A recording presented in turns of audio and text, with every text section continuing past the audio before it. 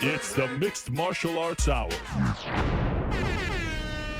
It is Monday, July 30th, 2018, and this is the MMA Hour. Caesar is home, ladies and gentlemen. Welcome. My name is Luke Thomas. I'm the host of this program. I appreciate you joining me. We have a lot to get to today on this beautiful Monday here in New York City or wherever you're watching this. So let's see. We're going to have your calls at the sound off a little bit later in the show. We're going to get to your tweets a little bit in the front of the show. We'll have to do the weigh-in. We have to talk about UFC Calgary, and we've got a number of guests here as well. 12:20 for the Monday Morning Analyst. He's a striking coach for John Jones, as well as many Jackson Wink fighters. Brandon Gibson will be here. Let's see, at 12:40, he fights Renato Moicano at UFC 227. Cub Swanson will join us at 1 o'clock. It'll be, let's see, Herb Dean, famed referee. Got a graphics package running twice here. Famed referee. He'll help us understand some of the situations that we saw over the weekend. And then at 1:20, the Iron Lady will join us. Germaine de Randamie, who appears to be back and ready for UFC action. Where has she been? What has she been up to? We will get the latest with that. Number to call, as always, 844-866-2468. And, of course, we take your tweets with the hashtag #TheMMAHour. Okay, a lot to get to. Put that away. Thank you so much for joining me. I'm sorry that I keep these in the boxes. I literally keep forgetting the stand that they go on. Someone has to remind me, so I apologize, but shouts to Plastic Cell for that. Hope everyone had a great weekend. I know I did. Got to see the new Mission Impossible, 2 thumbs up. And, of course, UFC Calgary was over the weekend. There's a lot to get to about that, which we will hear on today's show. My general impressions were I loved it. I won't say everything about it, but I loved a lot about it. And I think, for me, my favorite fight was the main event. It had real tension. It had real stakes. I really enjoyed it. But if I had to be honest, my favorite moment probably came with the response that Jose Aldo had to his win. Pretty incredible. I even got a little emotional. I'm usually dead inside, and I have been for several years, numb to the point of near non-existence emotionally, but that tugged on the old heartstrings a little bit, just because we always like it, like when Jeremy Stevens had that pain he just couldn't hide. When someone has emotions like that they can't hide, it stands out pretty significantly. So a lot to get to. Let's talk now to the arequipe to my pan, the arroz to my frijole. He is MMA's Blicky with a stiffy, the one and only Danny Segura. Danny, how are you, my friend? How's it going? I'm good. You? Yeah. Very high energy today. Yes. Dude, I've said one word. How are you hating already? I'm just teasing. You're just a hater. Maybe a little bit, but I'm also just teasing. A little bit? How was your weekend? It was good. I worked. Yeah. Yeah, well, we all do. I mean, what are you going to get used to it? Yeah. Okay, so I made a point that my favorite fight was the main event. My favorite moment was the Aldo reaction. Not so much the win itself, but the reaction that he had. Favorite fight in terms of after it was over, which one you enjoyed the most? And then is that different from your favorite moment from the weekend? My favorite moment and fight was the Aldo fight. Really? Both of them? Yeah, that was good because it had up and downs and it was all compacted. And I mean, all fights were great, so it's kind of hard to pick one. Yeah, there were a lot of good fights on that card. Yeah, it was a really good card. But man, that Aldo shot and just he came back from getting rocked and who he is and what that victory meant for him. It just felt huge. Did you get emotional when you saw him crying like that? I got a little emotional, I'll be honest. 100%. Because we've always seen Aldo, like even with the Conor McGregor loss and like his losses to Max Holloway, this very professional guy. He kind of reminds me, again, all throughout their soccer, like a soccer player, always says the right things in the media, very composed guy.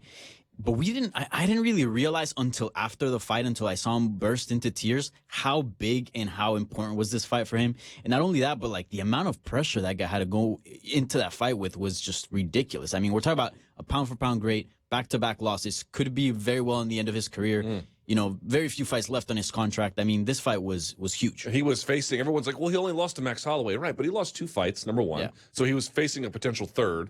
And number one, like the damage from the first 2 was legit. He took a lot of damage. So to me, we'll get to this a little bit later, I thought he looked overall pretty great, all things considered.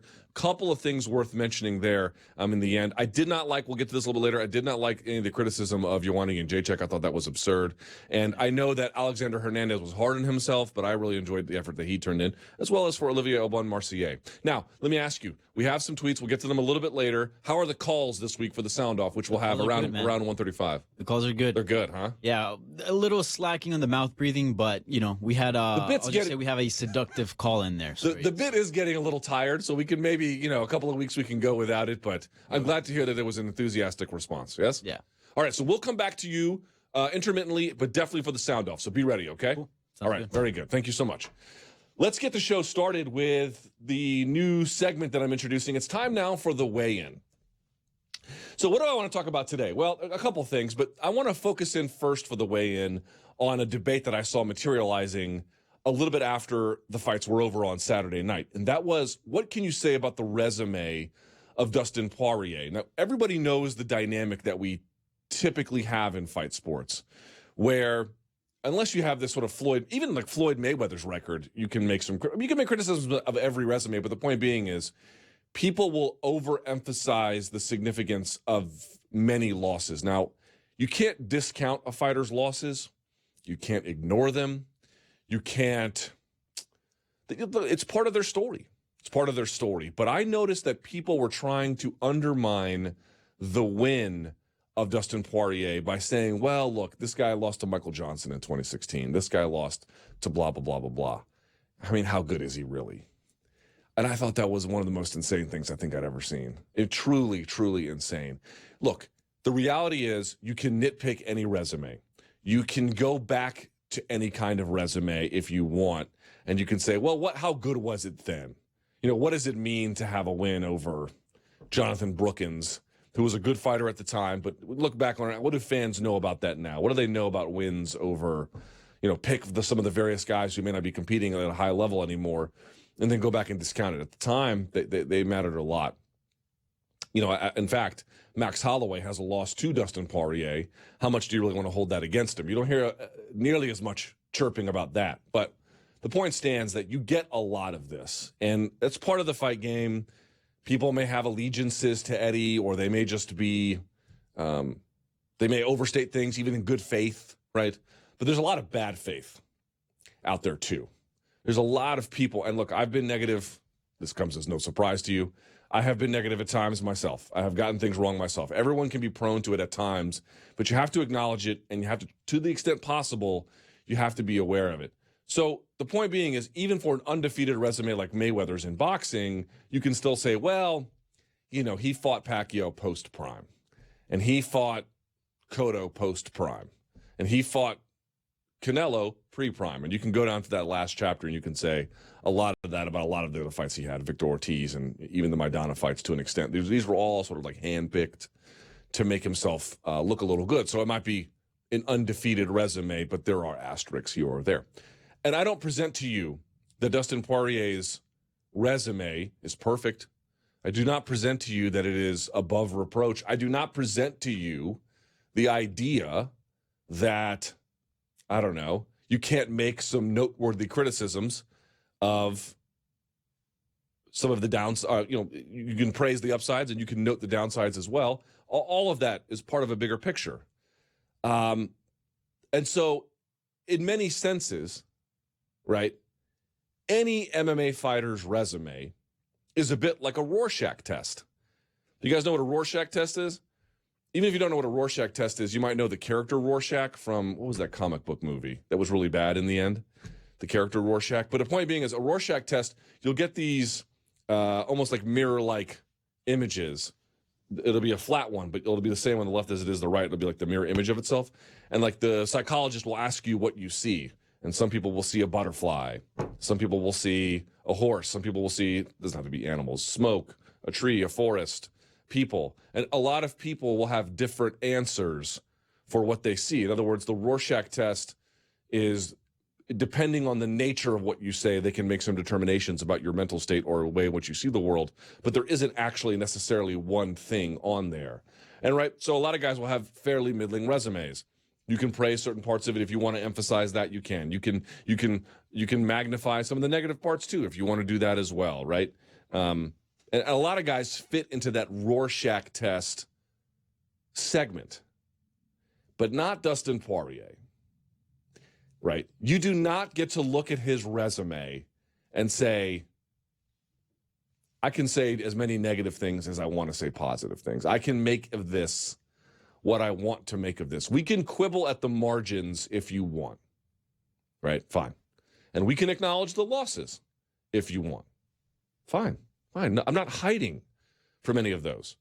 But if you came out of Saturday and your response to that resume, 24-5, and the 5 losses all happened inside Zuffa organizations, the majority of which, by the way, were at featherweight.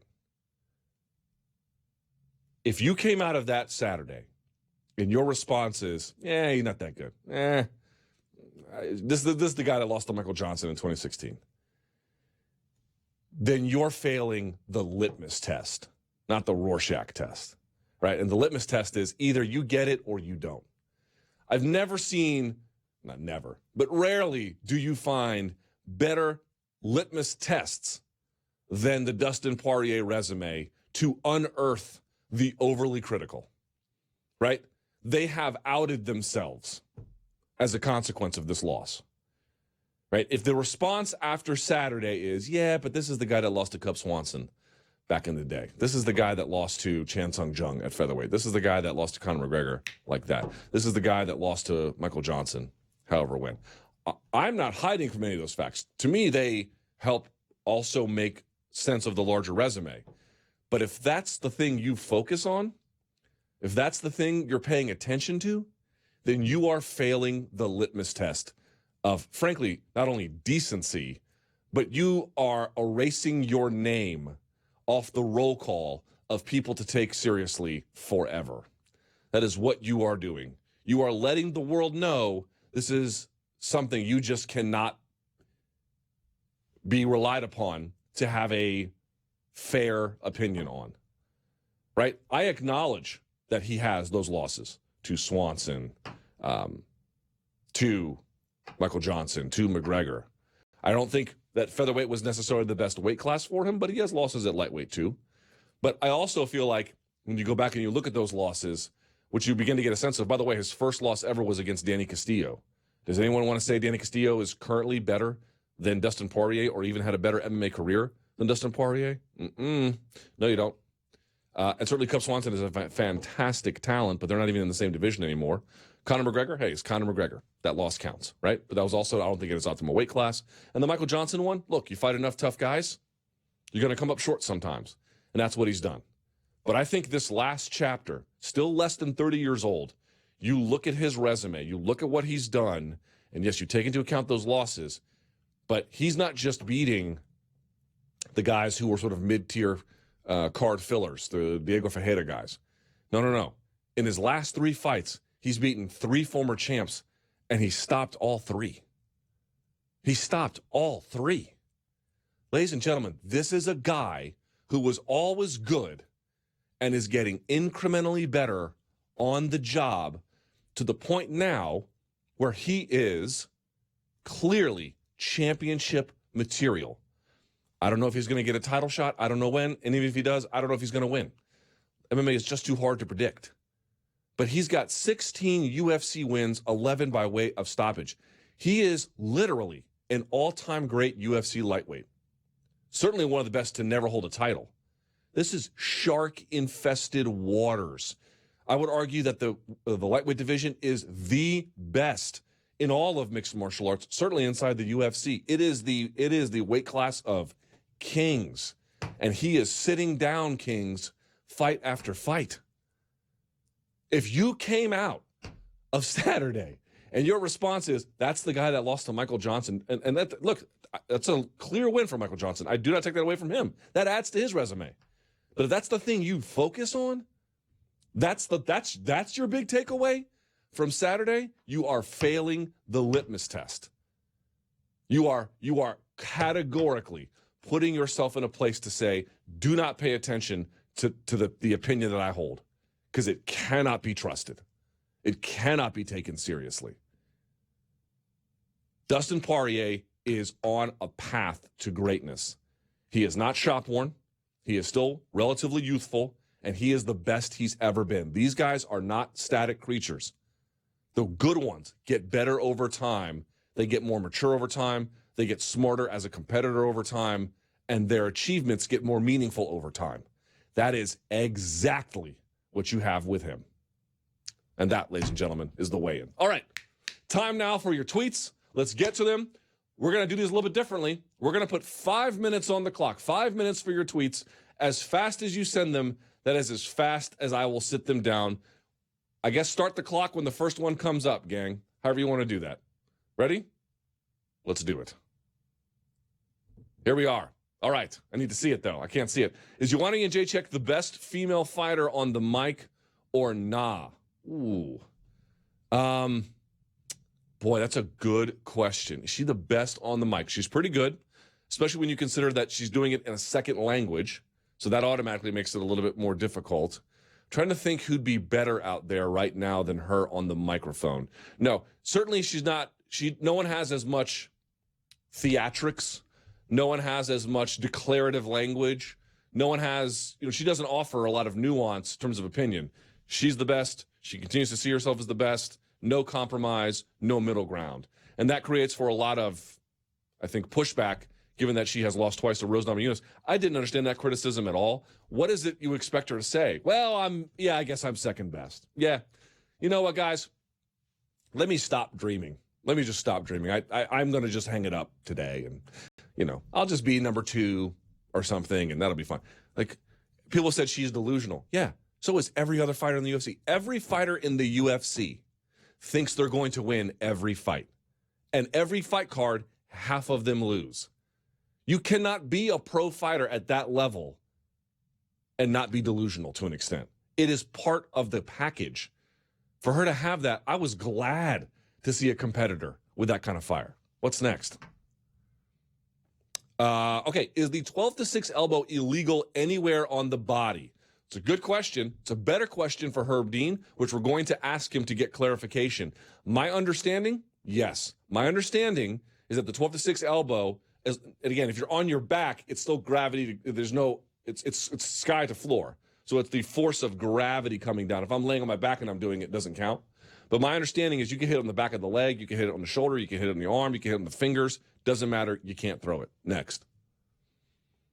Will Joanna Jędrzejczyk get another title shot before 2020 if Thug remains champ? I think it is inevitable. Folks have said it's a little hard for her to get one. I agree. It's not necessarily an easy, direct, obvious path. There's a lot of complicating factors. What's going to happen with Andrade? Maybe Gadelia gets up there. What if Namajunas, stays injured? Will they give her an interim title shot? There's a lot of complicating factors. But if you look at who she's beaten, I believe this is correct. I believe she's beaten the current 2, 3, 4, 5, and 6 on the rankings. She's in a tough spot because it's a little Rich Franklin-ish, but she's still young enough. To me, she showed a lot of vibrancy and a lot of, I thought, a really smart game plan at UFC Calgary. I would not bet on her not getting another title shot. Now, how and when? Hard to say. And if she can stay healthy, that's really going to be important because she may fill in on someone at last minute notice. Maybe she doesn't get it direct, right? You've seen a lot of people, they're getting an accelerated push when they fill in. But if she can stay healthy and keeps doing what she's doing, I think it will be a force of, the water crashing in. Eventually it'll break through on the rock. Next. True or false? If Conor somehow defeats Khabib, we may have to start calling him the GOAT. That's a tough question, and I know we're on the clock. If Conor somehow defeats Khabib, we may have to start calling him the GOAT. No. Although it would substantively alter the conversation. Because right now, I consider him to be a very elite lightweight who at times can be the very best in the world, but overall I think has some weaknesses that can be exploited by other ones. Diaz has shown that. Khabib might show that. We'll see. But if he can beat Khabib, the reason why I would say no is because there's just not enough competitive record against the elite of the lightweight to say that. But he'd be getting close. He'd be getting very, very close at that point. Next. Eddie Alvarez chose to gamble and wait until after his rematch with Dustin Poirier to renegotiate a new contract. Seeing as how he lost, do you think UFC will still give him more money on a new deal? Cub Swanson, our guest at 1240, did the exact same thing on his last fight. I think it was against Ortega, and he lost, but he still got more money, and he re-signed. Now, how much more money? A substantive bump? I don't know. But go back to the last show and look at the numbers. Eddie Alvarez did not have enough. It was paid more in his Bellator last fight than he was in his UFC last fight. I understand it. Fire off another one. Can we? Yes. Good. Does DP, Dustin Poirier, have a shot against Tony Habib Conor, or are they just too elite? Also, how many more fights for Aldo to get a crack at the belt again? For Aldo, probably 1, 2 more. Maybe probably just 1 more. And does DP have a shot against Tony, Habib, and Conor? I think he's got a shot against all of them. Probably the best one is going to be against Tony. Tony might have some ring rust. I don't know. But I think let me finish off the time. I love the noise. DP probably has a really great shot against Tony in the sense that he's got like that Lando Venata. He can be really accurate and diverse with his striking.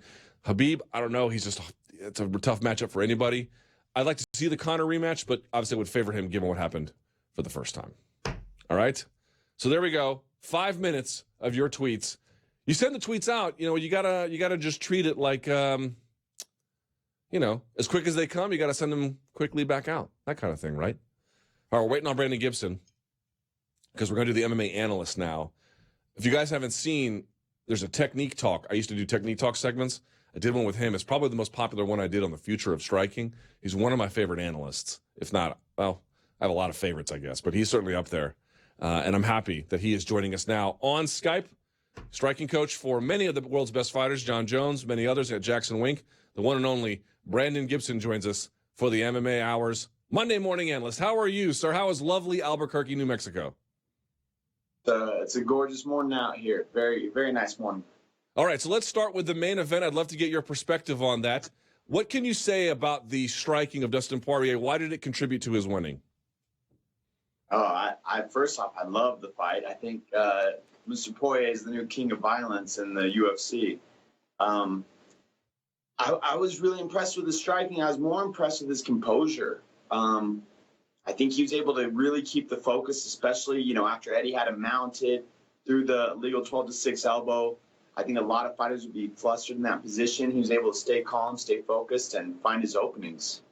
What do you make of that southpaw right-handed position? He did switch stance a little bit, but everyone says the key is you have to have your lead foot on the outside of theirs. Is that really true? Like in every scenario, do you want that, or can that vary a little bit?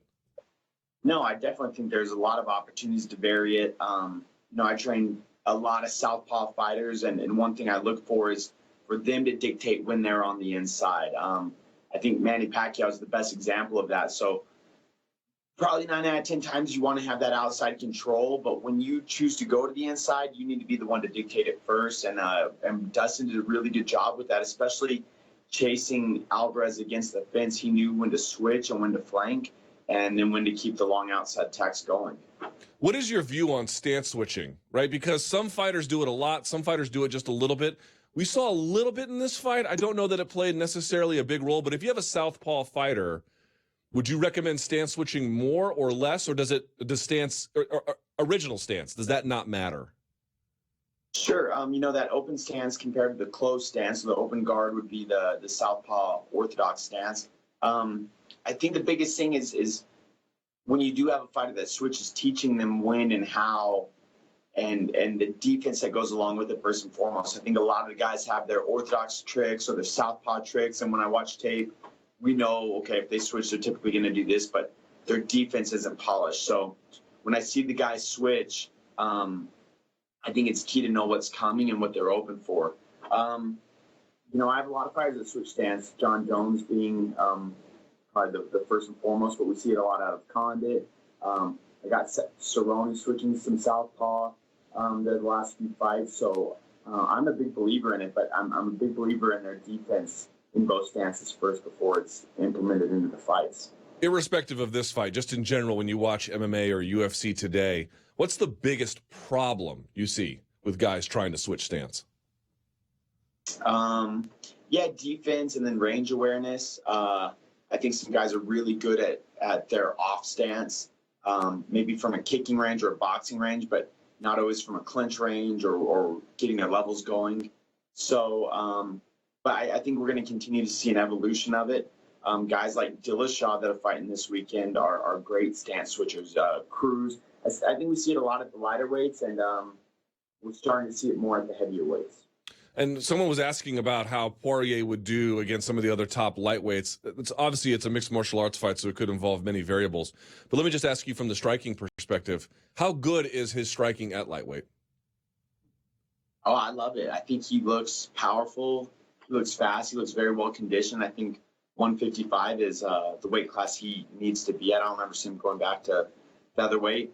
And I think he can hang with the best of them. I would love to see how he matches up against Ferguson or Kevin Lee or Pettis, or I guess it's not Pettis, but there's a lot of great guys that I want to see him matched up against.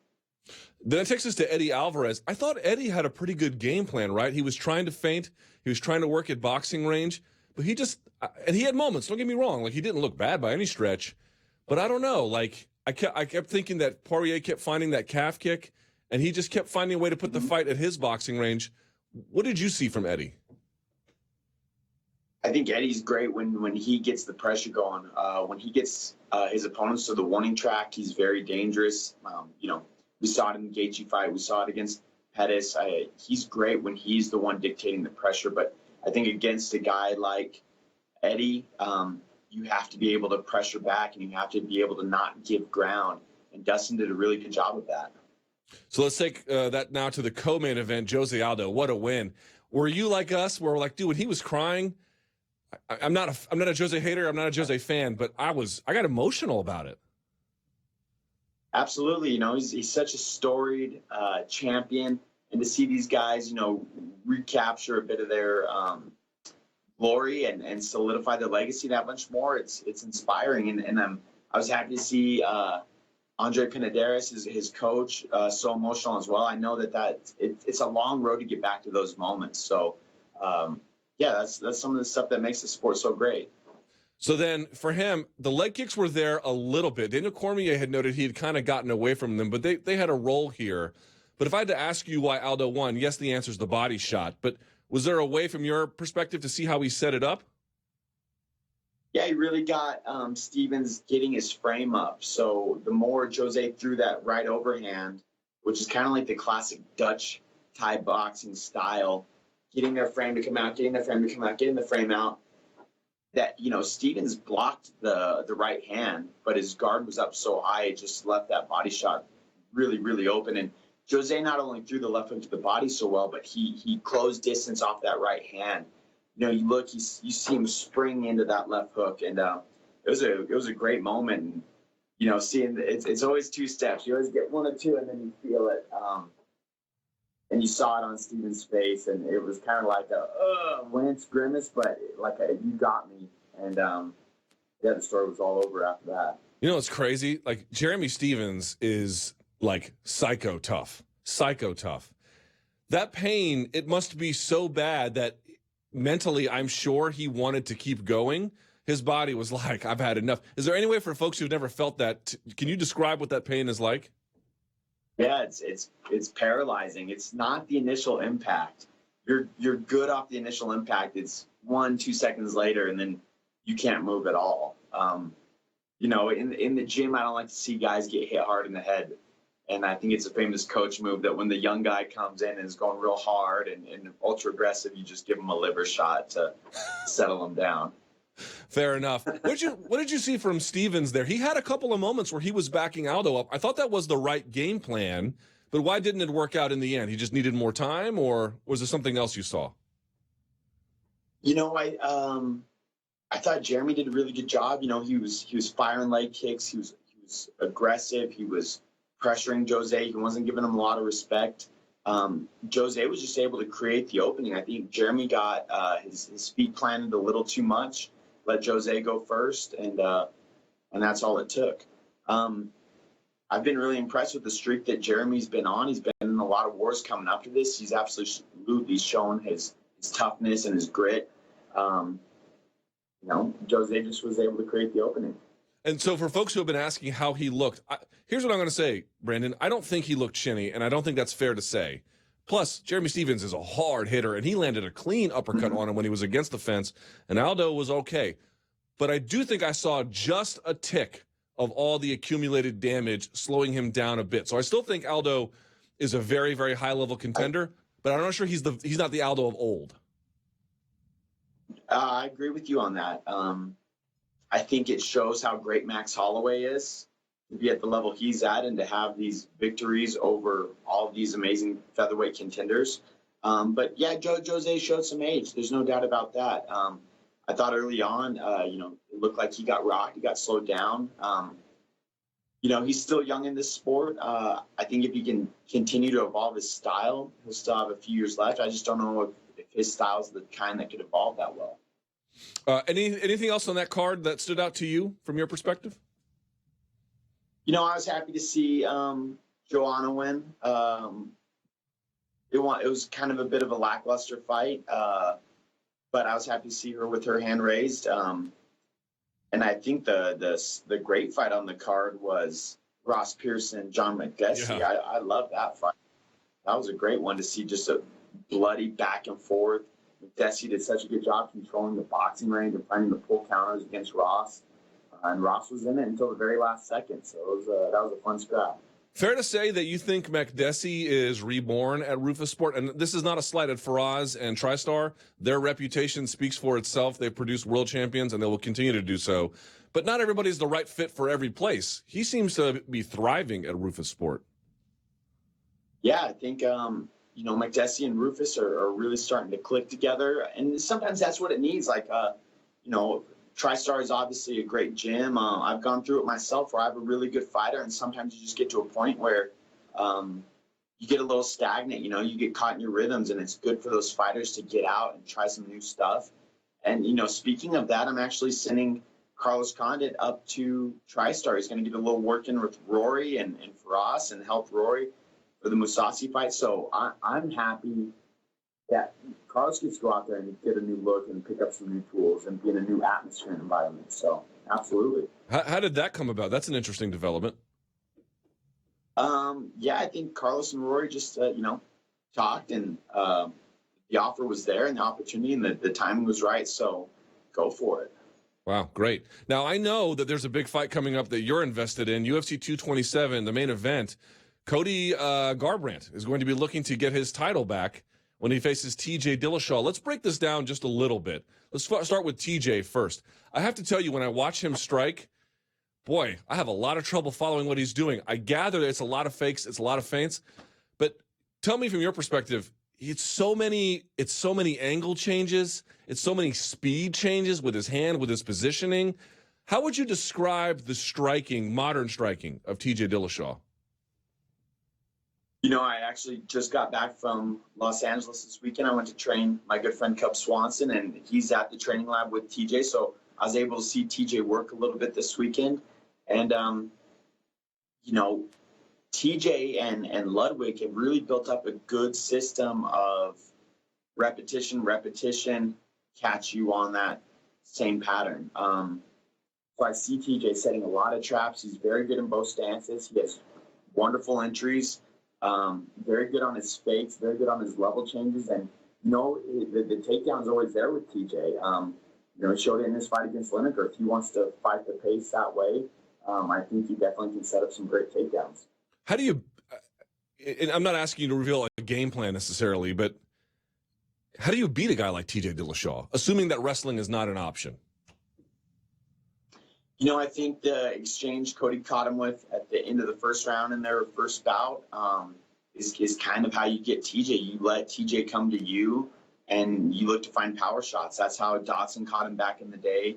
I think you have to be patient with TJ. I think you almost have to counterfight him. Or you pressure him so hard that you force him to flank off and you find some power shot openings there. And now it brings us to Cody. Go ahead. I'm sorry. No, he's a tricky fighter to fight. That's for sure. You can't bite on everything, and he brings a lot of power. Well, one thing I've noticed about Cody, and we had Dominic Cruz on the show, he believes that Cody's going to win. I mean, he wasn't like adamant about it, but that was the way he was leaning. And he believes that Cody was really impacted by the back injury at UFC 217. Do you share that assessment? I worked with Cody a little bit at the start of his camp for 217. We went out to Austin together, and I could see that his back was troubling him, and I think that was an injury that plagued him throughout the camp. So, Cody wouldn't want me to make any excuses for him, but, those kind of injuries, especially a back injury, can take its toll on a training camp. So I hear Cody's been super healthy this camp, and I think it could absolutely make a difference. Cody has the power to finish anybody at 135, and he definitely has the speed. He's been champion. I think he's hungry. I think he's hungry to come back. Stylistically, I think these guys, it could be 50-50 every time they fight. I really do. They both have so much power and technique, and they're both the new age kind of fighter. I'm excited for this one. Aside from Cody's noted power, what would you say is his best technical asset?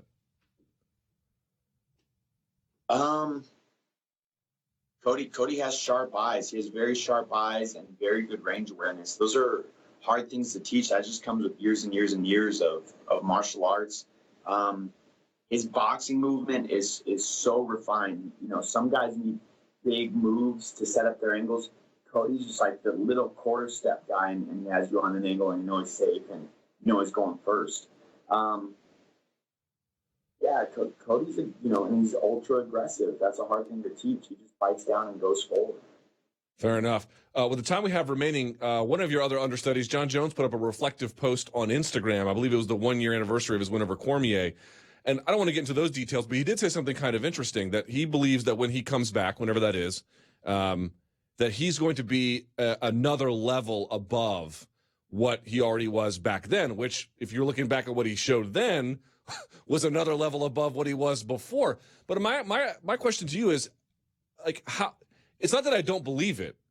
I'm perfectly willing to believe it. It's that, how do you maintain that kind of growth in the absence of competition?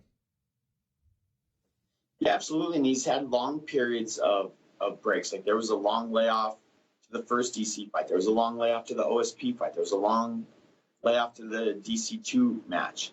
But I also think that this is a game where guys are paying too high of a price in training camps and sparring leading up to fights. So John's layoff definitely has some benefits.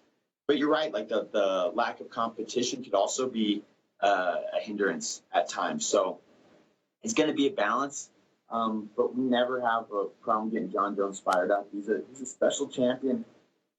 He has a very special mindset, and he'll get in there and I believe reclaim everything that he ever had and more. I told him the other day that I think greatness and his legacy continue to await us. Like, we're not there yet. Do you think, how do I ask this? We already knew he was a great wrestler. That was true before he even really got into MMA, right? How much better of a striker can he be? Like, again, the other question is, how much more growth is still possible? I think there's still a lot of growth possible. John's in his 30s now. I think he's really starting to develop the one strike knockout power, and we saw that in the last DC fight. Before that, John was like a break him down finish, where guys were never just out cold unconscious. I think now John's really developing a lot of power for 205, and he's going to really start putting guys to sleep. Do you think he has any interest? I mean, I realize I'm asking you to speculate, so I apologize. But do you think he has any interest to compete at heavyweight? Yeah, absolutely. I think the goal right now when he returns would be to claim back the light heavyweight crown. But John has a frame and definitely the technique and the size to compete at heavyweight. And who knows, maybe they make a 225 cruiserweight one day or a 195. I think John would have a lot of interest in different weight categories, not just heavyweight.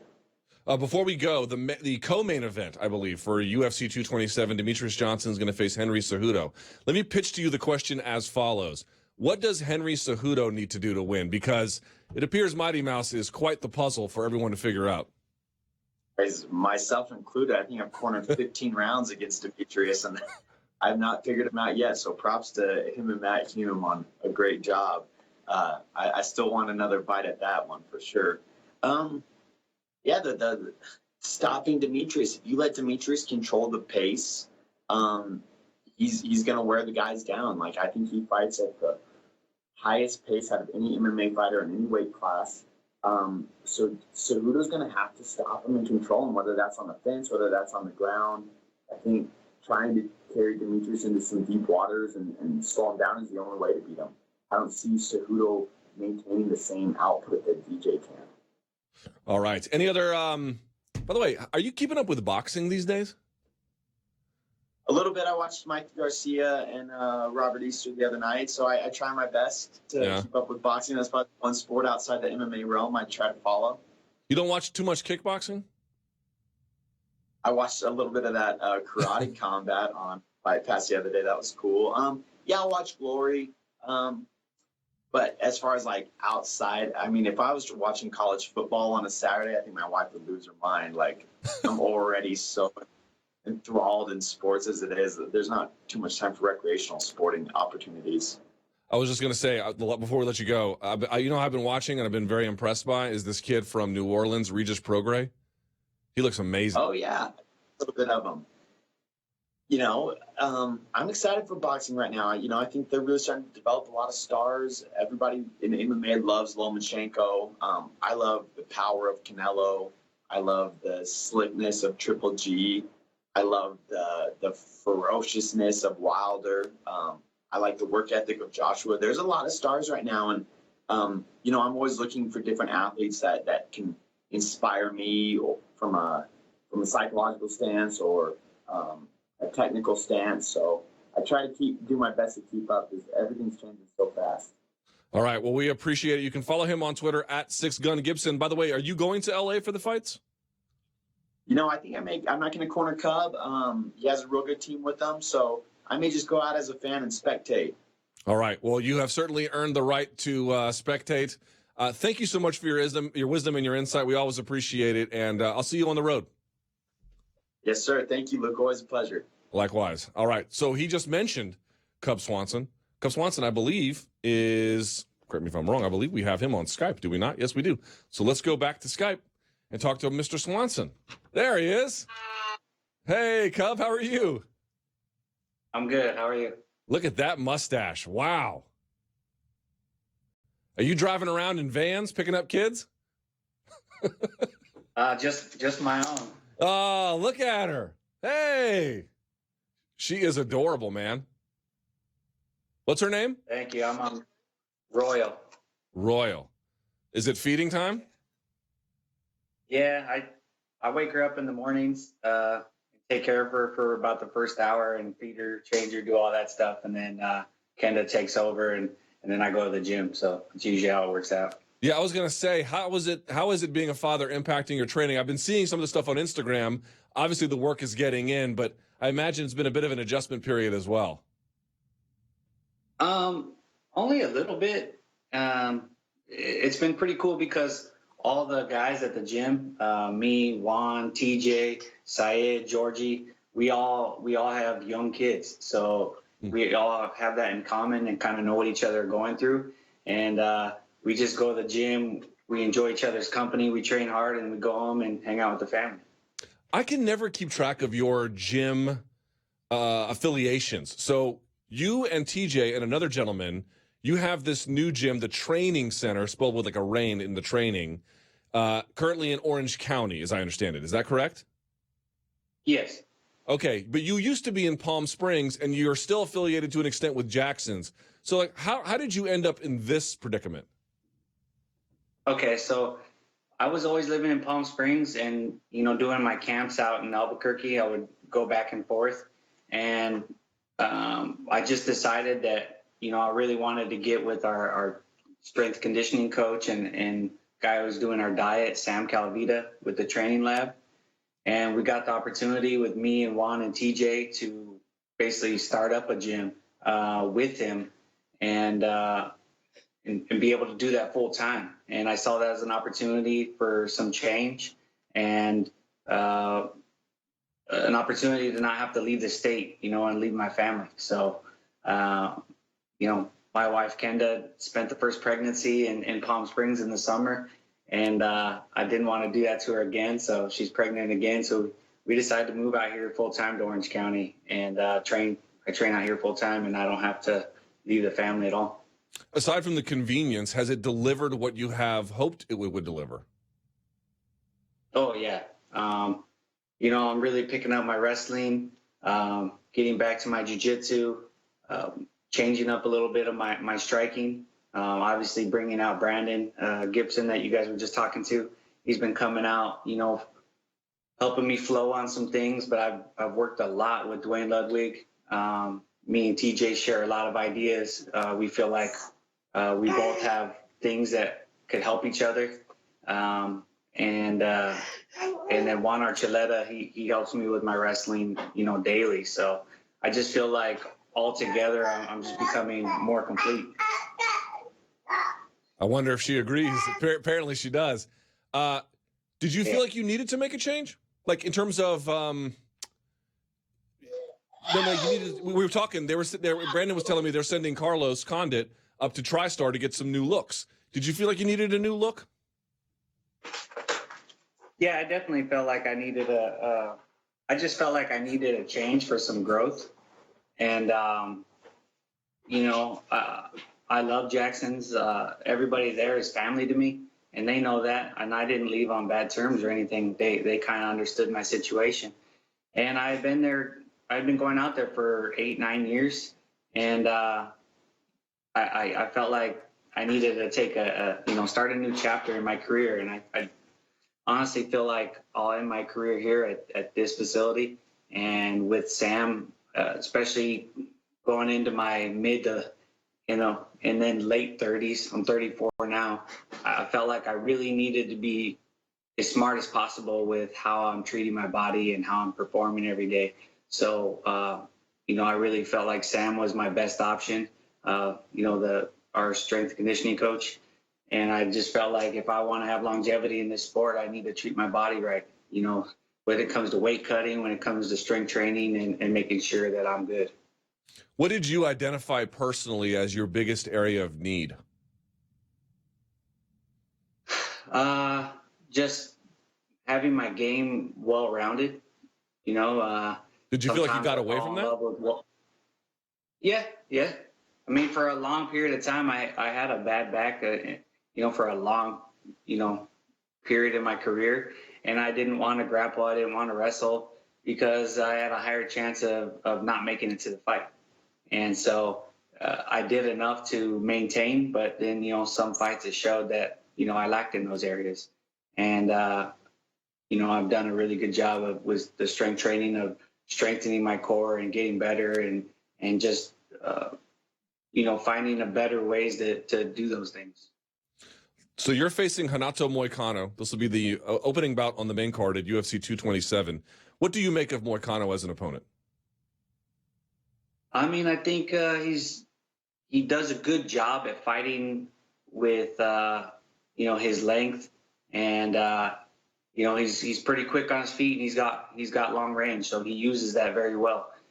He does get caught up sometimes trying to brawl, but for the most part, he'll stick and move and run and leg kick and kind of play the game. And he does it pretty well, and he's done it to some high level guys. So I got to give him props on that. What conditions do you have to establish in order to win? I think I definitely need to check his kicks. I got to cut him off, but I'm not going to be chasing him or anything like that. I think a lot of people have messed up doing that. I think I'll find ways to get him to come to the middle and fight me in the middle.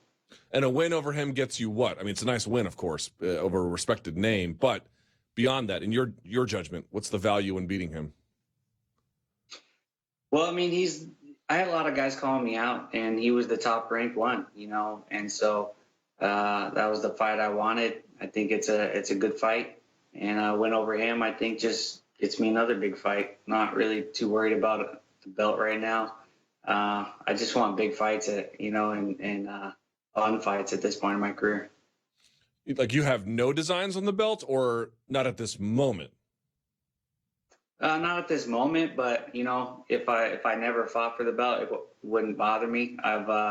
That whole song and dance gets tiring, and it's a lot of playing favorites, and I've just had it. I've had it dangled in front of me so many times. I'm just like, whatever, man. Just give me the big fights. Pay me to show up and let me do my thing, and I'll go home and hang out with my family and do my thing. Do you read anything into the idea that he's a younger guy, up and coming, and you're a little bit, certainly I would not call you old, but a little bit longer in the tooth than some guys, and so the UFC might be saying, hey, let's exchange one guy for the other? I mean, that's always the point. That's what happened with Doo Ho Choi, and that's how matchmaking works. You go, hey, this guy's on a roll, he's up and coming. Let's test him against this person. So I know the role I'm in right now. Coming off of a couple losses, you get to be the gatekeeper role. So that's fine. I'm just not going to let anybody, build their name off of me. Fair enough. Now, the other issue sort of involved here is not necessarily that position, but the one that you were in previously. So you fought out your contract, and in the last fight you lost, but you did re-sign with the UFC. And correct me if I'm wrong, I went back and I looked at this. You did get at least some kind of a pay bump. Did you not? Oh, I did, yeah. So ultimately, I would imagine you'd have no regrets about re-signing with them. But what I would ask you is, if you could go back and do it all over, would you do it the same way? Yeah, I would. I feel like when it was all said and done, we were able to see eye to eye. It was more than they were initially offering me. I did get some huge offers, but the companies weren't, as stable and things like that. And it was really making me, really think hard. But one of the biggest things is I'm all for USADA. I spent a long time fighting for the company without the major drug testing. And I feel like I wasn't a big fan of that. And so I was thinking in my head, do I really want to be fighting guys that I know are just cheating? And I'm not one to do that. So I was happy to sign back with the UFC and being in a clean sport. So you think this might be an area where we disagree a little bit. So let's talk about that. Do you believe that USADA is working? Yeah, I'm glad you brought that up because I'm a big fan of yours. I listen to you all the time. You know that. And that's one thing I disagree with you on. I tell everybody, that's the only thing I disagree with. It's a big inconvenience with USADA, and I don't think they're catching everybody. I think there are some people that are getting around it, but for the most part, they are catching people. A lot of the people that are getting caught, everyone's making excuses. Maybe a handful of those people are legitimate, but I doubt it. Do you mean like the tainted supplement excuse? Yeah. I have a hard time believing a lot of those. I mean, you're supposed to, be on top of all that stuff. And, with our coach, Sam, everything that we take, he's putting a stamp of approval on. And if we were to test positive, he's basically, putting our whole team like, hey, we all take this stuff, we give it to USADA. This is what we're taking, feel free. And I feel very confident every time they test me. I'm like, yeah, come on, test me. I'm good. I'm clean. So you basically have a service where you pay to have your stuff tested ahead of time. Is that the idea? The supplements you might take or the food you might take or whatever. Sam, he runs everything past Jeff Nowinski. He gave him all the list of all the supplements and things that we're taking, and make sure before he gives it to any of us that it's okay before. Now, does this come at some kind of considerable cost? How do you ultimately arrange for this service? No, that's just part of the regimen with Sam. Is like he does our strength conditioning, our diet, and our supplements. And he takes care of all that stuff. He's the one that, it has a working relationship with Jeff Nowinski. And and make sure that everything that we're taking is legit before we take it. And It's by company. It's not like we're doing independent testing or anything like that. It's just that we're saying, hey, we're using this company, this product. Do we have the okay on these products? how bad do you think the steroid problem was pre-USADA? When I say steroid, by the way, I mean not merely steroids, but any kind of banned substance. I mean, I think it was bad. I was pretty ignorant to it, all through my WC days because I came from a smaller gym, I believe. I think, when you get to like the super gyms, there are more people that are helping each other out. And so there's more of a chance that you get to learn about that kind of stuff. I didn't learn about any of that kind of stuff until later in my career and really finding out like, wow, okay. And it's not like that. There's a difference between somebody taking the smallest amount to like recover and then a combination of like 10 things to make them just an animal. Some enough to like change the structure of your face. You know what I mean? Yeah. The size of your head. You know what I mean?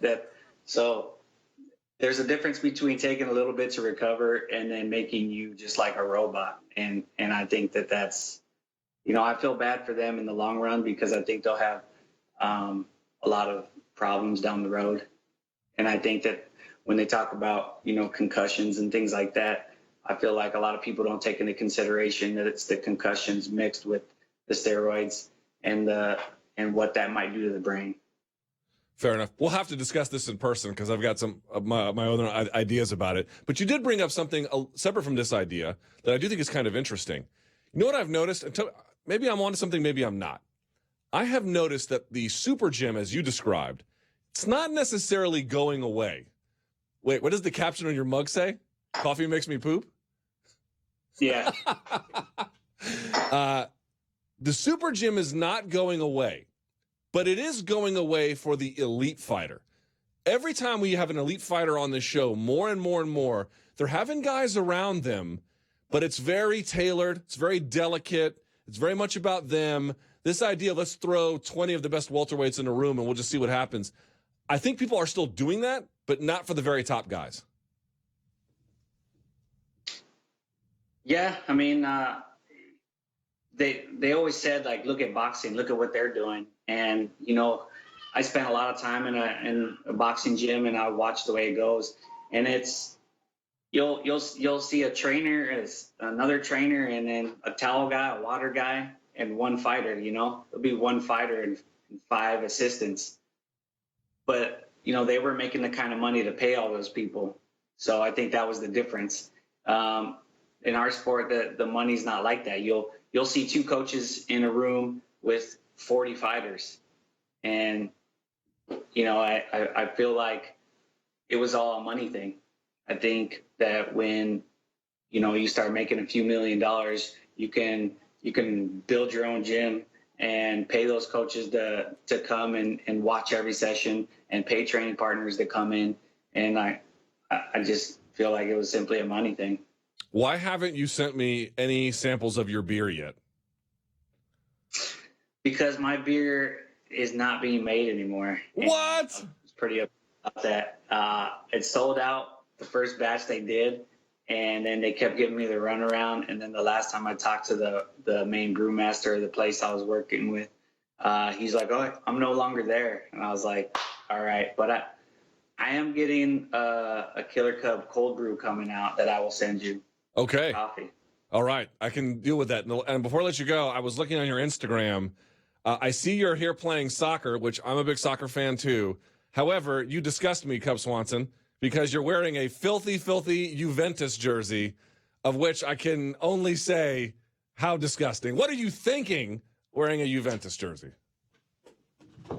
Man, it's funny. I literally... So my buddy calls me, guys I grew up playing soccer with, and they're like, "Hey, we got a 35 and over league. You want to jump in?" And I'm like, "Well, I'm not 35 yet. I'm 34." And they're like, "Yeah, but you turned 35 this year, so you could play." And I was like, "Oh, cool."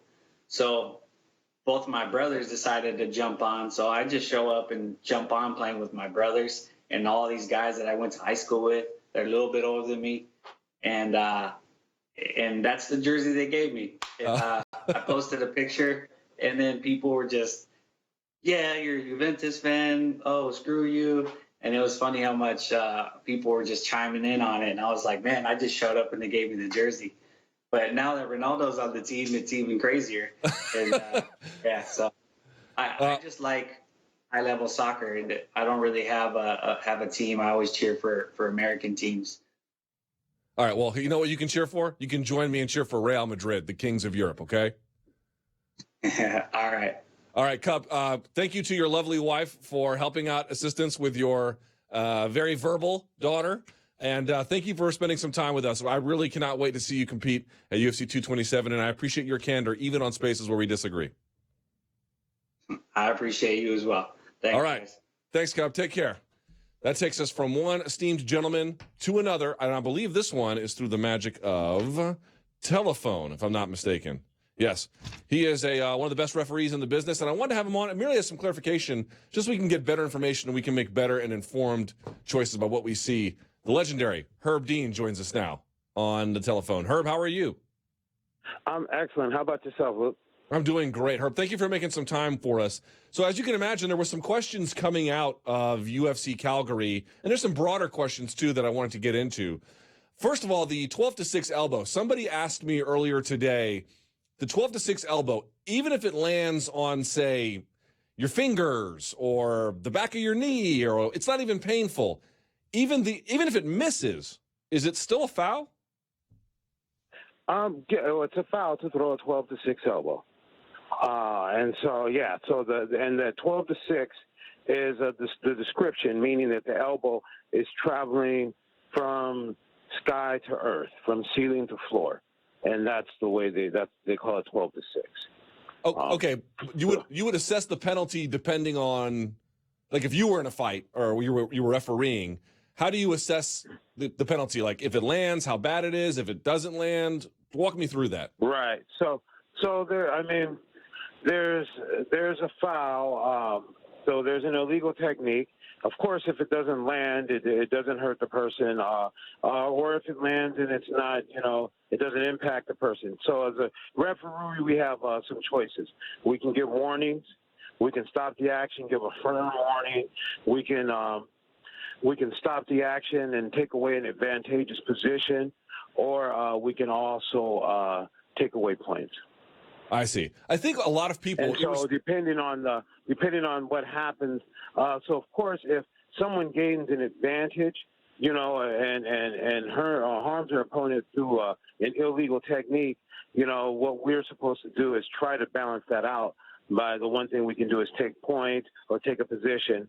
We try to balance that out by those things. So if let's say it misses, of course we would, probably I would respond with a warning. Watch that. That's an illegal elbow. If I believe, if let's say it lands and there's not much effect, I could still come with a warning. Or if I, and that's kind of for the referee who's in the fight, because at the same time there may be a lot of other borderline fouls or infringements of the rules that may be coming along, and the referee who's in there seeing those things may decide that he needs to make a stronger warning to kind of get the fighters back into the mode that, hey, this is a fight with rules and you need to pay attention to those rules. Does your enforcement of a particular rule, and what I mean by that is not that you don't enforce it, but you certainly have a degree of latitude about how you want to enforce it. Does that matter based on who the participants are or whether or not it's a main event? No, those things don't come into play. What comes into play is, there is some latitude on how the referee is going to enforce the rule. And I know that we try to lock these things down with a bunch of rules and procedures and mechanics so that we can take as much of that latitude out. But I don't agree with doing that, because each fight is its own situation, and we're going to have to trust to the referee's discretion at some time. So there's a lot of different reasons why you would do something differently. And, the referee who's in there at that time is the one who has the best view. He's getting the best information. And so he's the one who's able to make those decisions. I see. By the way, do you feel like the fact that you have latitude is a good thing because it does allow you to customize the appropriate response, but at the same time, it's like there's not much latitude, let's say, in NFL refereeing. If you hit a defenseless receiver, there's a certain procedure for that. If you clip, there's a certain procedure for that. If you rough the passer, there's a procedure for that. Do you find that it creates confusion among the fan base and media? Well, I mean, it sounds like you're confused about it. That's for you to say. I know I'm not confused about it. I know that a lot of the fans aren't confused, but maybe some are, But there's a lot of the fans who haven't read the unified rules document. There's a lot of the fighters or people who are the commentators who have not read the full document. So, that could be where some of the confusion comes from also. You know what I mean? So I'm not sure exactly as to what. I think with this sport, I think there needs to be some discretion when you compare it to football refereeing. I'm not an expert on that, so I can't really compare it. Fair enough.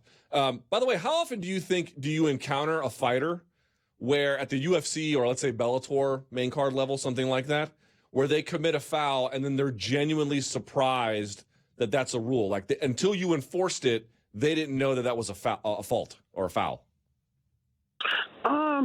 Every now and then, it doesn't happen often, but every now and then they're a little bit confused. That foul, the elbow one, I mean, that's a rule that, I think that's a rule that's probably going to be looked at again and again. And it was up, I'm not sure if they spoke about it this last conference, but it's been spoken about because the rule doesn't make a lot of sense from one point, and for a while I was always I didn't like the rule, and I always wanted to get rid of it. For the situation where that fight happened, I don't think the rule really makes a lot of sense to use it there. I don't think that elbow should be any different than any other elbow. But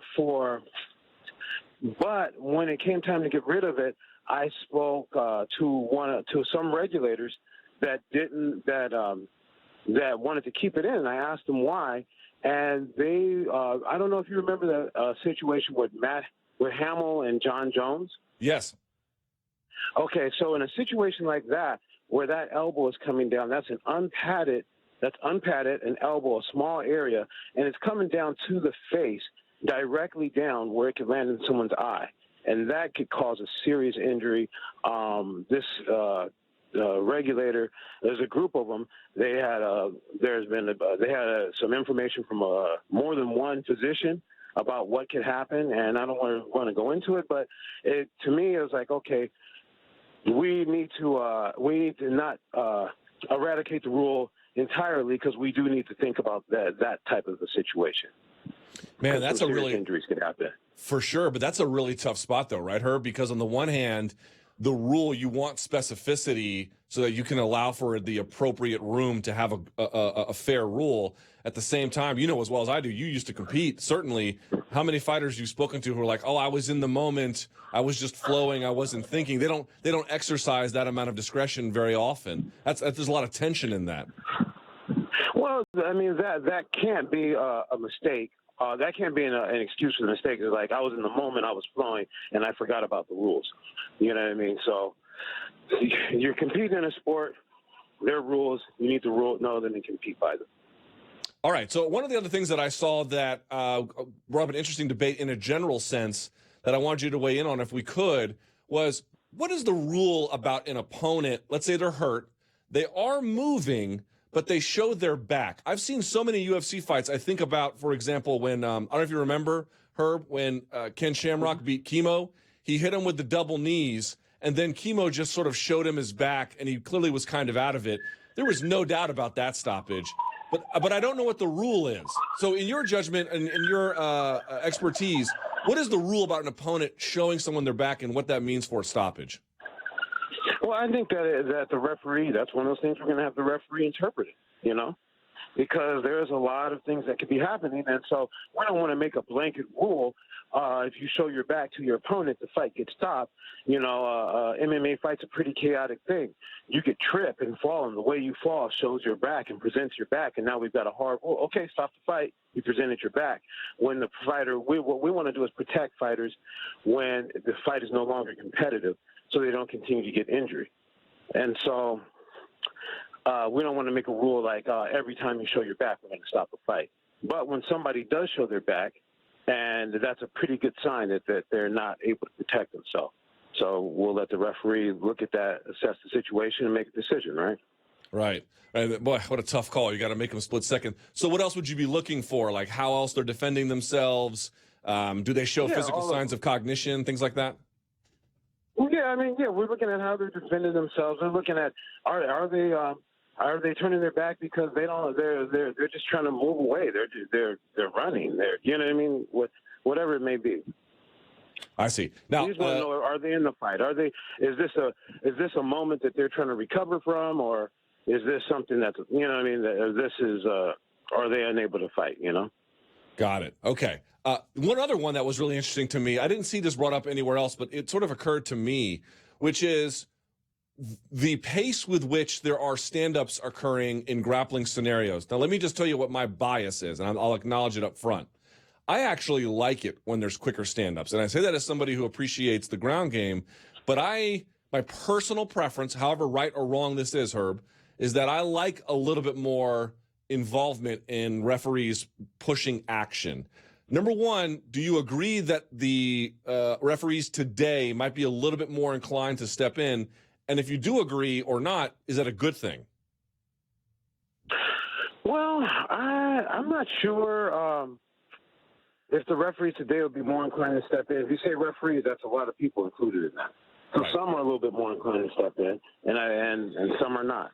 I think if you step in, you should step in for reasons that make sense. You know, if there, and there's a lot. That's a lot to go into. Okay, so I do a training. I'm doing my training in October, maybe October 13th. Not quite sure about that weekend, maybe the next weekend. We spend a lot of time talking about what's going to bring a stand-up, And there's a lot of different ways of explaining that situation, So let's say you have a situation where the guys are locked up and they're not going anywhere. But if there's no tension, you know what I mean? Because sometimes if they're even if they're not doing anything, if there's a tension there that's going to resolve, you know what I mean? Then you're going to let that play out. The worst thing is to kind of interrupt that, And so, but at the same time, if you see a situation where someone, and that's the thing, you're going to allow people to do things for a little while, but if they're not progressing, then you're going to change it. If somebody's doing, I guess the term would be cooking, right? Let's say you get somebody into a situation where you have an advantage using your weight and using, your position, and they have to deal with that situation.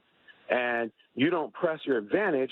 You just let them spend energy dealing with that situation. You're cooking the person. But we're not going to let someone cook someone a whole fight. They need to advance that. They need to progress, if that makes sense. 100% that makes sense. What would you say, how would you define stalling? And here's the reason why I asked that. There was a debate that happened, UFC 200, I guess, when Daniel Cormier fought Anderson Silva. Silva used a lockdown, but then didn't do anything after the lockdown in terms of underhooking on the same side to progress the offense. Reasonable people can disagree, but to me, that's a little bit stalling. But I don't know if that's how you would necessarily perceive it. How do you define stalling on the ground specifically? Well, so like you said, like a situation where someone has an advantageous position and the other person has to work out of it, they could be cooking, right? But if it's not, eventually it has to go somewhere. How long? Okay, yeah. Well, then there's no set time frame. Every I don't know if you can think of a way to make set times for every situation that makes sense. I'm down. I want to hear it, And you could do it, and then we could sit here. I could have a bunch of fun poking holes in and go, what about this situation that happened from this time, or what about that, or what about this? And it happens all day. So right now, what we do is we just, that's why we let the referees make the decision on what's happening at the time, Sure. Yeah, you're right. I don't have any way to define the time. It's just. Yeah, I don't. We try to think about it, and people would come up with things, and then, like you said, like we're doing now, and then we sit around and poke a bunch of holes in and go, well, what about that situation? What about this situation? Right. So we just hope the people who are in the ring at the time, and we have, I think that the officiating is getting better in the sport, right? We're getting better officials. The officials are getting more experience, communicating with each other more, making good decisions. For sure. I would certainly agree with that. But MMA fighting has also, not the site, but the actual sport has changed a lot, right? There's a lot of guys and ladies who are really well-rounded, and they cancel each other out a lot. Fights are often going longer. You're seeing more decisions. This is all backed up with fight metric data. So my question is, do you as a referee see a lot more scenarios where you think you have to intervene as a consequence of how the sport has changed over time?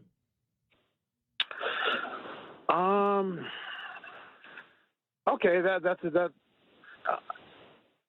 a pretty good question. Yeah, I think that as the sport has changed, as far as because basically if we intervene, we're talking about stalling in situations that are going nowhere. Yeah, as far as people being able to stall, I think the stalling tactics are getting better.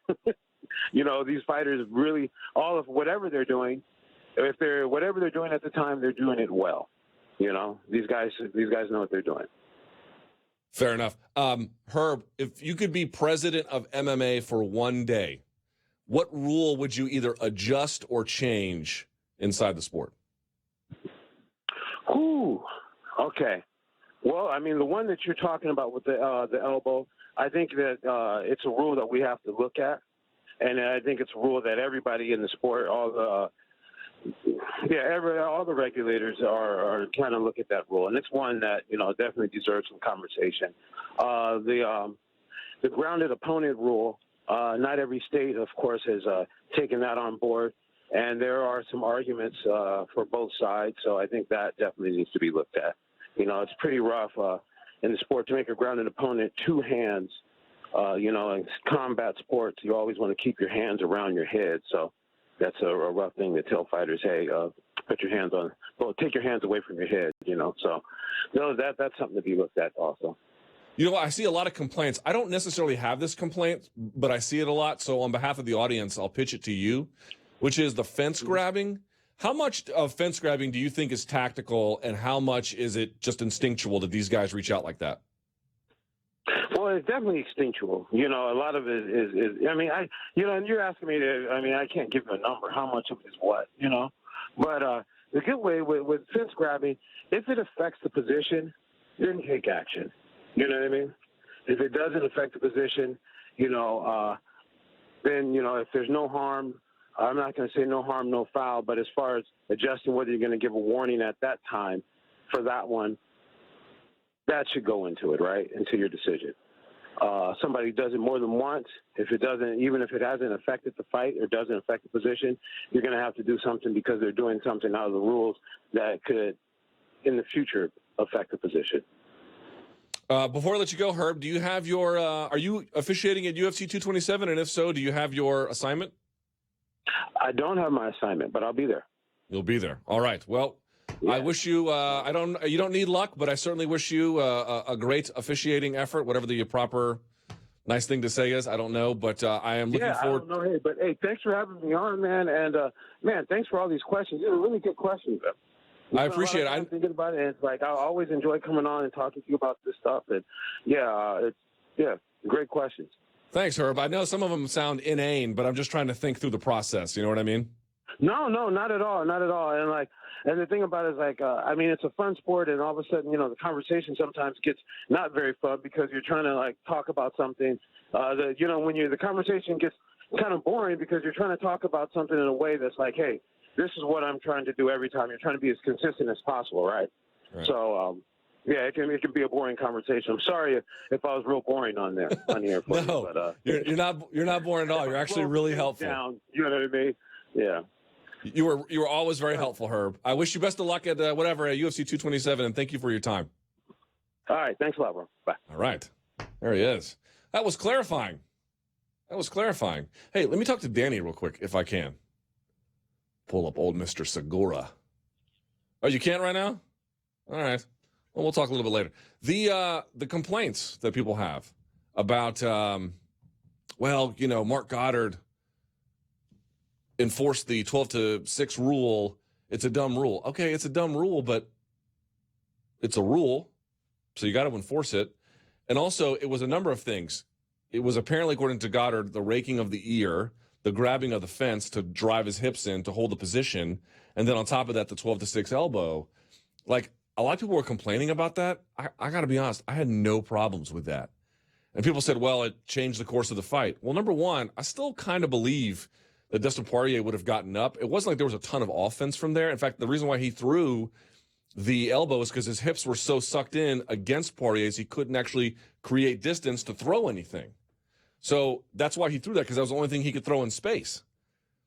That was the first part. So, like, it wasn't like he was getting bombed on. And Poirier had already shown he could get up. And then at the end, it's like, okay, a referee decision affected the fight. I'm, like, perfectly okay with that. It doesn't really bother me.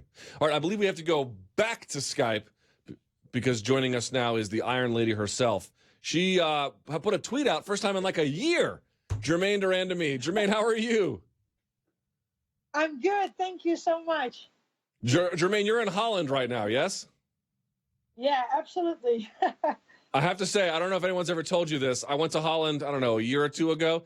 Maybe people in Holland don't agree, but I think it might be the perfect country.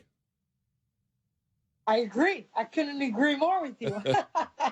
People just know how to get along there. More so, I mean, I'm sure there's fights and everything else, but generally speaking, they know how to live around each other better than other places I've been to. Well, I don't know a lot about other places, but I do agree with you. We get along pretty well here. You know, we're very social. We like to socialize with each other. All right, so out of nowhere, July 27th, you tweeted, looking forward to getting back in the UFC octagon. It's been too long. And then you tagged Raquel Pennington, waiting on you. Let's do this. All right, let's back up a step. We haven't seen you in the octagon. I was there since UFC 208, but I know you've been out more recently because of an injury. What was the injury, and what is the state of that? It was a hand injury. I was camping with it for a very, very long time. So I had surgery on.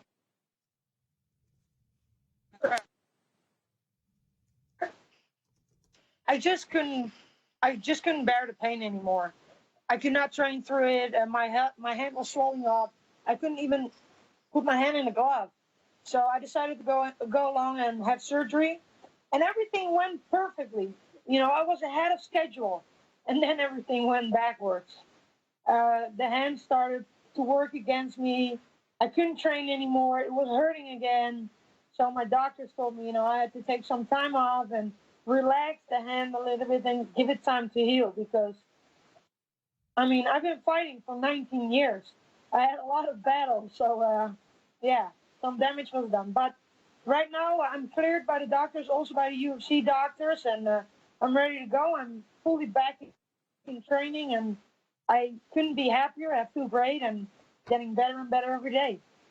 Were you worried at any point with the hand injury that was it for your career? You wouldn't be able to get back to competing? To be honest, there has been some times that I was afraid, absolutely. But I try to stay very positive. I'm a very positive human being, and you know, I always kept hope.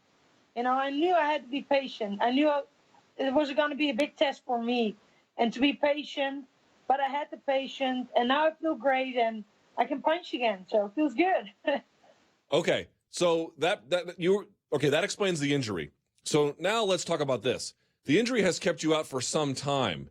I wonder, certainly no one is happy about injuries, but did you need the time away from MMA, given how toxic things had become after your fight with Holm? Partially, yeah. I mean, it's been, you know, there has been a period that was very negative and very dark period. But, you know, I have a very busy job too. And I go to school with that job along. So I was pretty busy too. You know, I wanted to get my degree for my job and become a police officer here in Holland. And that's what I am right now. And so I work full time. So that takes a lot of time too. You know, go to school and, you know, work. So that also was a big part of the reason why it took a little bit longer. When you say dark, what was, I can imagine, but give me a sense of things. Why was it so dark? I mean, I fight because I truly love fighting. I love fighting with all my heart. It's the first love and the biggest love of my life. And I love to share what I love so much with other people that love the same thing as much as I do. But, you know, you have spectators and you have the people that do it. But we all love this sport so much. I never, but never in my entire life or human being, I had the intention that people thought it was okay to say the things they say to me. I've never, ever wanted to hurt anybody in any kind of way. Not Holly, not anybody. So, yeah, it was a very dark time. I saw an interview you did with a Dutch media outlet. People were telling you, like, they were giving you death threats, and they were telling you that you should commit suicide. I mean, I have trouble even saying that because it's so ghastly, but that's true? Yeah, they absolutely did. And they even made pictures of a gravestone with my name and date of death on it. So, yeah, it was pretty tough. Yeah, that's not cool, you know. People telling you you're worthless, and yeah, it's tough. But at the same time, like I say, you know, I'm a very positive person, and being able to sometimes share a message with people to let people know that it's not okay. Nobody likes to hear those things. And some people, I think, don't realize how much impact those words can have on somebody. I have a very great support group behind me, people that love me and surround me with love. But there are people, children, you know, that maybe don't have that or have a bad period in life. That can happen to any one of us. If somebody tells them to commit suicide or tell them they're worthless, maybe they decide to act. And that's the scariest thing about it. Let's rewind all the way to that day in Brooklyn, and then I know it's terrible, but I promise we'll work up to the positivity of today. I promise. Don't worry, it's okay. All right. And I appreciate your candor because I know this can be some difficult things to discuss. But here's what I would say. You won that fight against Holly all the way back then. If you could go back in time, would you still fight for that title knowing all this would happen? Yes, I would still make the same decisions. Okay. Absolutely. Tell me why, because after that, things fell apart. You decided that you would. Okay, you said afterwards you would not fight Cyborg, and then they stripped you, and then you had. It was just a bit of a mess. I think you can agree. Why would you still do the same things? Because it makes me the person that I am today. I still stand for what I believe. And if you look back at any interview that I gave before that fight, before the fight with Holly, in every interview I've always said, I go back to 135. And all of a sudden it was such a big deal, which I absolutely understand. And that's on the side note of the whole cyborg thing, you know. But the most important thing is to stand for your decisions. And I stand for every decision I make. Every decision you make in life has consequences. And I knew the decision that I made would have consequences. Did I know that it was going to be that bad? I mean, not being stripped of the title, but all the negative things people said. Did I expect that to happen? Absolutely no.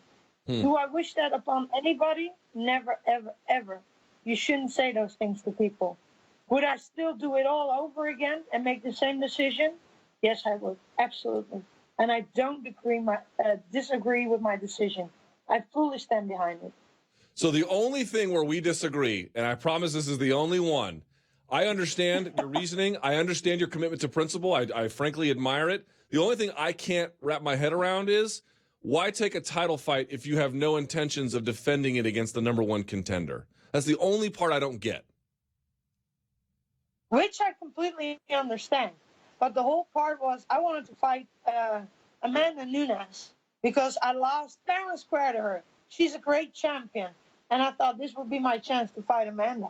Fair One enough. day. You mean at 45 or back at 35? 35. Got it. Okay. So here you are all these many months later. I asked about the injury and the time off being good. Was the time off good for not the mental health, for your technical progression? Like, where are you as a fighter now? I honestly believe I'm mentally and physically stronger than I've ever been before.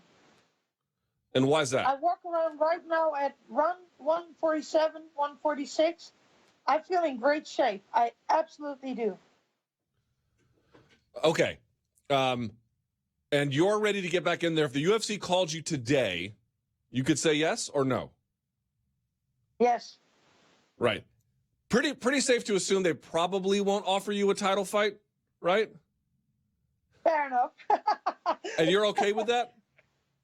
Yeah, absolutely. How come? I think for me as a person right now, the most important thing is to get back in that octagon. Now, And you as want you to know, go ahead. I have my eyes set. Okay. Sorry, I was cutting you off there. I apologize. You have called out Raquel Don't worry. Pennington. No, don't worry. Don't worry. The Yes, Skype absolutely. delay is a bit there. Okay, well, why Raquel Pennington? What's the case there? Well, it's not the case. Well, it goes a little bit back. In the past, a couple of her fights dropped out, and they needed her opponent. And a couple of times I offered, and for some reason, I never got the fight. Let me say, first of all, I have the utmost respect for Raquel Pennington. In my eyes, she is a true warrior. I mean, look at her last fight. She battled. She really battled. And I think style-wise, we are a great matchup. I absolutely believe that. She comes to fight, and that's what I like about her. I mean, she just comes off a title fight. I think we're both in a good position to fight each other. I think it's the right time to fight each other. And it would be an honor for me, absolutely an honor, to fight with such a warrior as she. In your mind, where are you inside that division today? To be honest, I'm absolutely not worried about that. The only thing I want is get back in that octagon and have fun. I'm really looking forward to that. I'm not worried about a title fight. You know, I know I need to win a couple fights. But for me, the most important thing right now is to get back in there and have fun again. Yeah, I was going to say, if you don't get the Pennington fight, you're still willing to get out there and compete soon, right? Yes, sir. Absolutely. It's just that the Pennington fight would be your preference. Yeah, absolutely. And I know there is interest from the UFC in that fight. So it's up to Raquel. You know, I come to Denver if she wants. I come to hostile territory. I'll fight her there. I mean, Colorado is at elevation, right? I live below sea level. I mean, if she even wants, we can make it a 5-rounder. I just want to get back in there. You said the UFC has expressed interest. I'm wondering, what have they said to you? And B, what is your relationship with the UFC like today? Oh, it's still good. It's still good. I mean, I'm not angry at them. I mean, it's nothing personal. They're a company. You know, business has to go through. And we all know that. There's no hostile anything. We talked about fighting. They asked me if I was ready, and I told them I was ready. All right, fair enough. And I also told them Yeah, go ahead. Go ahead. No. You are the interview subject. I'm sorry. This technology is great, but it's also terrible. Please finish your thought. Well, that's the Dutch connection. It's nothing to do with you guys. Don't worry. And I also expressed my my wishes, and I hope they get along, and maybe they ask Raquel. You know what's crazy is that coming out of kickboxing, and to this day, of course, your reputation in kickboxing is incredible. You're maybe one of the best to ever do it, and you always will be. It's going to be a long time before someone matches what you did. I wonder if you feel like this whole episode has made people forget about that. What do you think this has done to your reputation, this whole thing? Well, to be honest, I agree with you. I think a lot of people forget what my record is. I'm sorry, in kickboxing. But at the same time, for me as a person, I know what I have accomplished in my life, and I know for me, my career doesn't stand or fall by Holly Holm or Chris Cyborg. It's a bad spot. And it happened. But I have to go, and we have to move on. I mean, life is too short to just hang in one moment. I mean, I have a beautiful career. I fought a man. I'm undefeated in kickboxing and I have many knockouts. I fought the best of the very best in the world. I mean, I got to fight in the UFC. I got the headline in UFC card. I mean, I can say I'm blessed. And I get to share my love with so many other people. I mean, wouldn't you say you'd be blessed if you were me? I would, except I'm a relentlessly negative person because I'm American, and you are relentlessly positive. It's pretty incredible to watch. So let me end on this, if I may, Germaine. It sounds like you want to fight because you still love to fight, and you want to fight for you because it's something you enjoy. You're not fighting to erase or change people's opinions. You're fighting strictly on your terms for you. Yes, and for the people that just love to see fighting. I'm not just fighting for me. I also fight for so many other people. I mean, people that have been bullied, you know. And my message is always to people. No, there's always going to be people that are going to tell you cannot do it. There will always be. I have faced those people so many times in my life. Even before I started doing MMA. A lot of people told me, you will never make it. You can never do it. But I made it, and I did it, and I'm still going to do it. So if I get to share that, and maybe I can change one person's mind, and they start to believe that they can do it, and they will follow their dreams, I think my life and my mission is accomplished. Well, I have to say I appreciate your candor and your willingness to address these issues. I'm sorry you had to face some of these darker times, as you alluded to, but you've been smiling this whole interview. Your positivity is pretty noticeable, I have to say. Well, yeah, you know, die with memories, not dreams. I live by that. Absolutely. Thank you so much for your time, Germaine. I look forward to seeing you in the octagon again. Thank you so much for having me. Have a great day. You too. All right. There she goes. How about that? Man.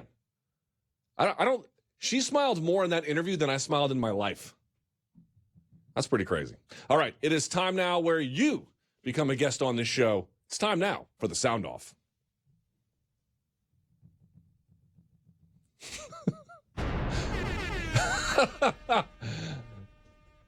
There we go. A little bit late, but you know, better late than never. Which means we have to go to our friend in the back, the Blicky with the Stiffy, the one and only Danny Segura. Danny, how are you? I'm good. You? What did you think about Germaine? I like the interview. Pretty interesting. I love how she's very. Would you be that? There's no way I'd be that positive after that kind of situation. Yeah, probably not. But I love her message. I love how honest she is about everything. Even when you asked her the tough questions, you know, she embraced it. She's not hiding from anything. She's not hiding from anyone. And then that's all you can ask for, right? And we are not going to hide from the phone calls, are we? We are not. All right. You have told me we've got some good ones today. We do. All right. Well, without further ado, let's just get it going. All right. Let's get it started. First one about, I guess, the controversial stoppage of Goddard this weekend. So let's talk about that. You mean which one? Eddie Alvarez, Dustin Poirier. Oh, the stoppage wasn't controversial, but the elbow. Or yeah, the decision to stand him back up gotcha. with the elbow. Okay. Yeah, sorry about that. Hey, Luke. I wanted to know your opinion about Mark Goddard's intervention in the Alvarez-Poirier fight. And I wanted to know, do you think it was the right call to make in that situation? Thanks. By the way, rest in peace, Sean Price. Very good. Touch you bad when you're hit with a hard hawk. P. My knuckles drag when the god walks. All right. Neither here nor there. Let me just say this, Danny. Did you mind the stand up? I didn't. Okay, tell me why you didn't. Tell me why you didn't. I thought it was the right call. I mean, I knew that the 12-6, right? It was illegal. Period. I mean, now, let me play devil's advocate. The fact that it hit on the shoulder didn't hurt him. The fact that Dustin even said, "I'm fine," that doesn't matter. Illegal's illegal. Right. Right. I mean, let's say you knee somebody in the head, right? A downed opponent, and it wasn't a hard knee. The person clearly looks there. That doesn't change the fact that it's illegal. Right. Right. So I do agree with the stand-up because at the end of the day, you're doing an illegal technique, right? So there has to be some price for it. And, that was the position. So He didn't take any points. It was just positional. I thought what Herb said was really important. Herb has noted, like, there can be a foul, but I have discretion inside of that foul to make either A call, B call, C call, or D call. And so you can object to the rule being illegal, but as you noted, it is. So then the question is, are you upset at Goddard? Not you, I'm using the proverbial you. Are you upset as a fan out there or as an observer for the call that he made in terms of the discretion? And I got to be honest with you, I'm really not. I'm just not. We have this attitude inside MMA, Danny. I see it all the time where people will say, but the call affected the fight.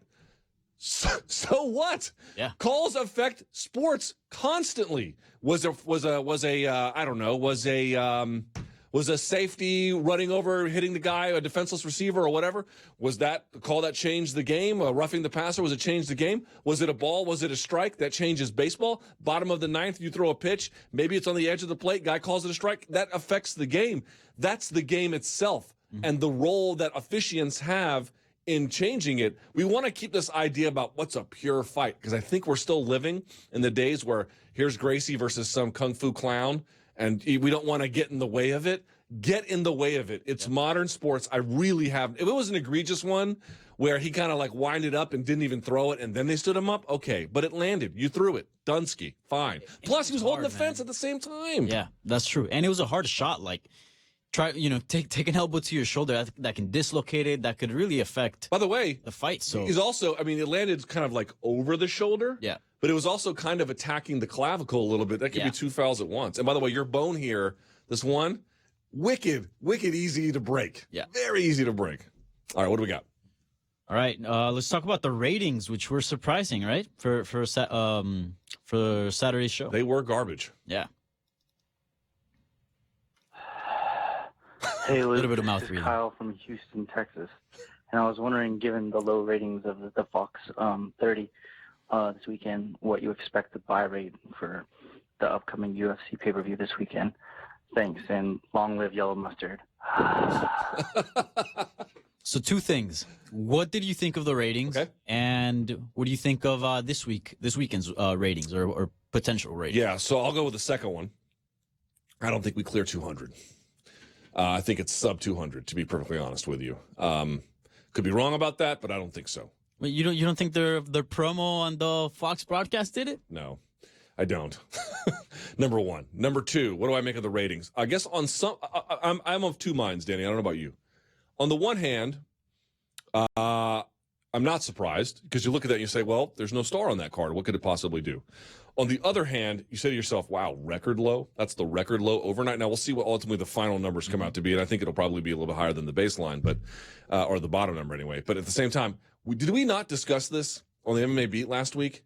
I kept saying to folks 5-6 years ago, you cannot force this much product on the folks out there, the casuals, without expecting some kind of rejection. You're turning it into banquet food, and if you tell the customers it's okay to pass, believe me, don't be surprised when you succeed as a strategy when they do that. The bill is due. And now the bill is being paid, and as you can see, it is quite painful. Honestly, MMA can't get behind streaming services fast enough. That is the only thing that's going to protect it. And the reason why is because when you're behind a paywall, as long as you're part of a larger portfolio that gets people to fork over money for subscription fees, you're fine. The individual ratings inside don't necessarily matter all that much. I mean, they do matter, but it's not super consequential. But I don't know that, and I'll be dead serious about this, I don't know that MMA could survive if it was forced to live on TV going forward. Yeah, my thing was like, I'm with you 100% regarding the oversaturation, but also it's like, I don't know how you say it in English, but in Spanish it would be el pastorcito mentiroso, like the lying shepherd, like the kid story. As you well know, for folks who may not know this, Dave, let me back up a step. Yeah, go for it. Colombia has a gazillion phrases, do they not? A billion, yeah. So I've learned 500 million of them, but every time I talk to you, I learn another one. So I've actually not heard that one. So it's like the story where the boy cries wolf, right? Oh, yeah. Mm-hmm. What's every single promotion? This fight card's the best. You got to tune in. You got to tune in. You got to tune in. And let's be honest, how many fight cards have we seen? And they're quite shitty. A lot.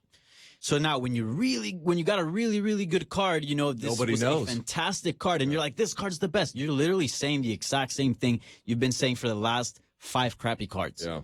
So how are you going to tune in? You know, people might not know who Jeremy Stevens is. People might not know that all that much about Eddie Alvarez and Dustin Poirier. So, you know, it is hard to promote a fight when you're saying every single card is the best, tune in, and they're not. And then when you really got a really good card, what's the difference? You're not making any difference. You get what I'm saying? Yeah, and also I think folks have made a good point. It's like, where's Dana in all of this? You only see Dana on Get Up on ESPN, which is their morning show, when Conor's chucking shit at buses. But, like, I'm not saying he should have promoted the Hamburg card. In fact, I'm glad no one did. But it would have been nice to promote this one a little bit more. And, again, you can't make media outlets want to talk to you. But I bet if he had talked about Conor, and, oh, by the way, let me also promote my fights this weekend, they wouldn't have been interested. I don't know. I could be wrong, but I have a hard time believing that. All right. Right. Keep it rolling, son. All right, let's go. Hey, Luke and Danny. This is Aaron from Chicago. There was something that I noticed during the Eddie Alvarez and Dustin Poirier fight that really caught my attention, and I wanted to get your thoughts on it. Throughout the first and second round, Dustin Poirier kept grabbing at his own shorts, and he was pulling them up almost as a tick, or as maybe they were bothering him as well. I was wondering your thoughts on that, and if you think that it is possibly just a tick that is a timing mechanism for him, or if it was something that was actually bothering him and could have led to a distraction in that first round of the fight for him. I know as a viewer. So he keeps going on, so let's cut about that. But did you notice that? I noticed that as well. He kept grabbing on his shorts. I did not notice that, no. He did, and I don't know. There was a few wardrobe. Now, when you say grab, you mean like with his open palms? Yeah, like he kept pulling him up almost as if he was uncomfortable with him. I know a lot of fighters, they don't actually like to have super sweaty palms, so they'll wipe their hands. I know that's a pretty common thing. It depends on how the taping works or just their personal preferences. Some never bother with it at all, but I know some guys don't like that, so I see a lot of them wipe the inside of their hands. Adesanya, I think, might do that a little bit. So maybe that's, you know what, without having seen it, I'm hesitant to comment on it. By the way, speaking back to the ratings, I can tell you what Colombian phrase I know for that. Castigo de vino. Right? In any case, back to this one. Yeah, I don't know. I don't make a whole lot of it. Did you get the sense that it overly impacted his performance? I don't know, but I did notice he was doing it a lot. At first, I thought it was just kind of like, you know how some fighters just like to do it just, I don't know, maybe kind of like, you know, Cristiano Ronaldo takes a free kick. He kind of pulls his shorts up, just kind of like a thing you do. But then he was really doing it a lot. And I kind of thought maybe, I don't know, the shorts were giving him a bit of trouble. Yeah. You know what? I don't know. It's I tried to get him on the show today. He just declined only because he's spending time with his family. I'm actually going to speak to him tomorrow, but I'll ask him about it. But I wonder if it was just the sweat thing, or maybe his shorts were slipping, or you know what? I didn't notice it, but maybe I'll look into it. How about that? Cool. Sounds good. Now the next caller is a very seductive caller. Uh-oh. Hello, Lukey. This is Sexy Steve from Michigan. And I was wondering if you and Danny could answer a question for me. Could he ask slower? I guess not. Oh, my God. Get it over with. Impressive win of Dustin Diamond Poirier, knocking out Eddie Alvarez in the second round in a win streak and people he has defeated. Should he fight Tony Ferguson, since Tony Ferguson got injured, and should fight Dustin? And those. All right, I'm gonna cut it right there because then after God. that it gets a By the little way, weird. I could be wrong. You never know with someone's voice. I get the sense that Steve's actually not that sexy. Yeah, I think if I heard that in a dark alley I'd run, or you know, anywhere in the street. Like sexy for what? 4chan? Maybe for 4chan. I don't know. Twitch? Yeah. But not in real life. Anyway, but it's a decent question. Yeah. About who should fight It's next. one that came up a lot after the fight. Yeah, but the thing is, it's like title shot. I mean, I think we all kind of know what's going to happen. It's going to be Conor Habib, whether it should be. We can all have this debate about what it should or shouldn't be. It is going to be that. But okay, then you got to think after that, if Conor wins, is he going to want to rematch Poirier, or is he going to want to fight Diaz? I don't know. Or is he going to want to fight Ferguson? I don't know. I mean, that's really, really hard. But let's say Habib wins. Then what do you do? I got to be honest. I don't know how you can go wrong with virtually any permutation. Do you want to have him fight Kevin Lee? Fuck it, I'm down. Tony Ferguson? Who could possibly be against this? Or just sort of give him the title shot. Do you, or maybe you actually do have a preference. I'll be honest. People always do this thing. Like, as a media guy, you can make a choice about, like, do I want to be a guy who breaks a bunch of news and stuff? And, like, you share news about fights. People go crazy. It's hard to explain. It's not that I don't get up for fights. Of course, I mean, Jesus Christ, I make my living doing this. I'm not bagging on that. It's a fantastic thing to be in media. It's just not for me. Because I don't necessarily feel like I don't get crazy about the announcements themselves. So, like, as long as he wasn't taking a step back, Dustin, I'm fine. I don't know how I feel. A lot of people were asking, like, oh, get Habib Conor and right in that card to make, Tony Ferguson versus Dustin Poirier. And sure, I'm completely against it. Okay, I mean, why? Dustin Poirier, what he's done is worthy, at least, to have in his career be called a title challenger. At least have that in his record, that he fought for a title. Fighting Tony Ferguson, that man's a beast. I mean, he broke his leg not so long ago, and now he's doing flips and breakdancing. I mean, that guy's a monster. But let me ask you, what's the difference between ultimately? Go for it. I was like, what's the difference? It's a fair point. It's a fair point. And I mean to cut you off. I apologize. But the point is this. Let's say he fights Tony Ferguson. Let's say he beats him. Yeah. So now he'll have beaten champion Eddie Alvarez, champion in a different organization, Justin Gaethje, champion Anthony Pettis, and then previous interim champion Tony Ferguson. At that point, does it make a difference that he wasn't in a title fight? He'll have such a collection of scalps. Oh, it 100% does, because you're still not a title challenger. And look, yeah, but functionally, what does that mean? I mean, fighting for a title, just having. Look, if you're gonna go your entire career, right, and you never fought for a title, but yet you've done everything. You've stepped up for the promotion a million times. You've beaten super tough competition, and you never even got that chance. That to me is a robbery. I think Dustin Poirier. I mean, he said it himself. He's like, "Yo, my next fight's for the title." It doesn't matter if he's not the next guy, but his next fight must be for a title. And I'm 100% agree with that. I think he should take the time off. He's coming off super tough fights with Justin Gaethje and Eddie Alvarez. Dude, take a year off, even if it takes that long. Recover. We've seen some people take some time off and look great. Dude, he's taking a lot of punishment. Just take a year off or whatever time is needed to get your next shot. If Conor McGregor's the next guy, all right, wait for your next shot. Right. But the man has done everything needed to get that shot, and he deserves it. I mean, these are fair arguments. I wouldn't begrudge him if he wanted to take time off. I don't know that I would necessarily need to see it. I would say that the only thing that I would take into consideration is about the title fight. To your point, what's the functional difference if you beat 4 champions versus getting a title shot?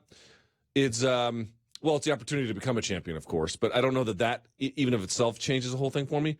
But the paycheck. I would be happy for him to get a big paycheck. That, to me, matters pretty significantly. So you can convince me. I think it's a strong argument. It's just that, like, from a matchup standpoint, would I be happy with virtually any of those permutations? I mean, don't get me wrong. I'm a fight fan, so of course I want to see Tony Ferguson versus Dustin Poirier. Are you kidding me? That has violence written all over it. Yeah. But out of fairness to Dustin Poirier, the man needs a title shot. But waiting is so complicated in today's game, though, man. It's a big risk. I mean, Tyron Woodley's the champion, and he waited. I know. But if you wait, and then it's your turn, and then you get injured, bro, that bust does not come back around, man. So, like, I'm not saying you're wrong. You're making good points, Danny. I hear you. I wouldn't argue too strongly, but it's risky. All right, keep going. All right, let's talk about now middleweights. Hey, Luke. This is Clifton from Anaheim. I was just wondering, with the success that Anthony Smith has had moving up from middleweight to light heavyweight, going unranked to the top 10 in 2 fights, why are guys like Luke Rockhold and Chris Weidman and Yoel Romero sticking around at middleweight, fighting each other when the title is tied up with Tusk and Robert Whittaker's injury, when they could not cut that extra 20 pounds and fight in light heavyweight, which is a much shallower division, and possibly fight for the title, which is going to be vacated in March anyways, and not have to cut that huge amount of weight? Thanks. Boy, it's a complicated question, but a good one. There's a few reasons. I think, for one, in the case of Weidman, he has friend Corey Anderson doing big things up at light heavyweight, so that might inhibit a decision to move up there. So that could be related to teammates. That would not involve Luke Rockhold necessarily, but I'm merely pointing that out.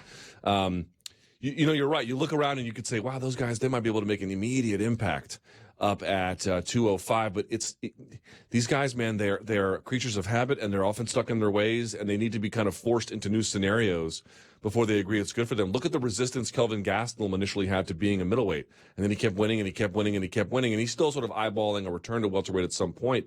But it wasn't until he really started just putting the beat down on some of these guys at middleweight that he said, I can do something here. And now look at him; he's on the cusp of a title shot. So partly it's a function of if no one forces them up there, they may still just believe they have the advantageous body size for that. And moreover, a lot of those guys are still at the top of the division. They've had some bad losses, but they've had bad losses to each other. Weidman lost to Rockhold. Rockhold lost to Romero. Romero's 40 plus. I think they feel like if they move, they risk leaving a good position.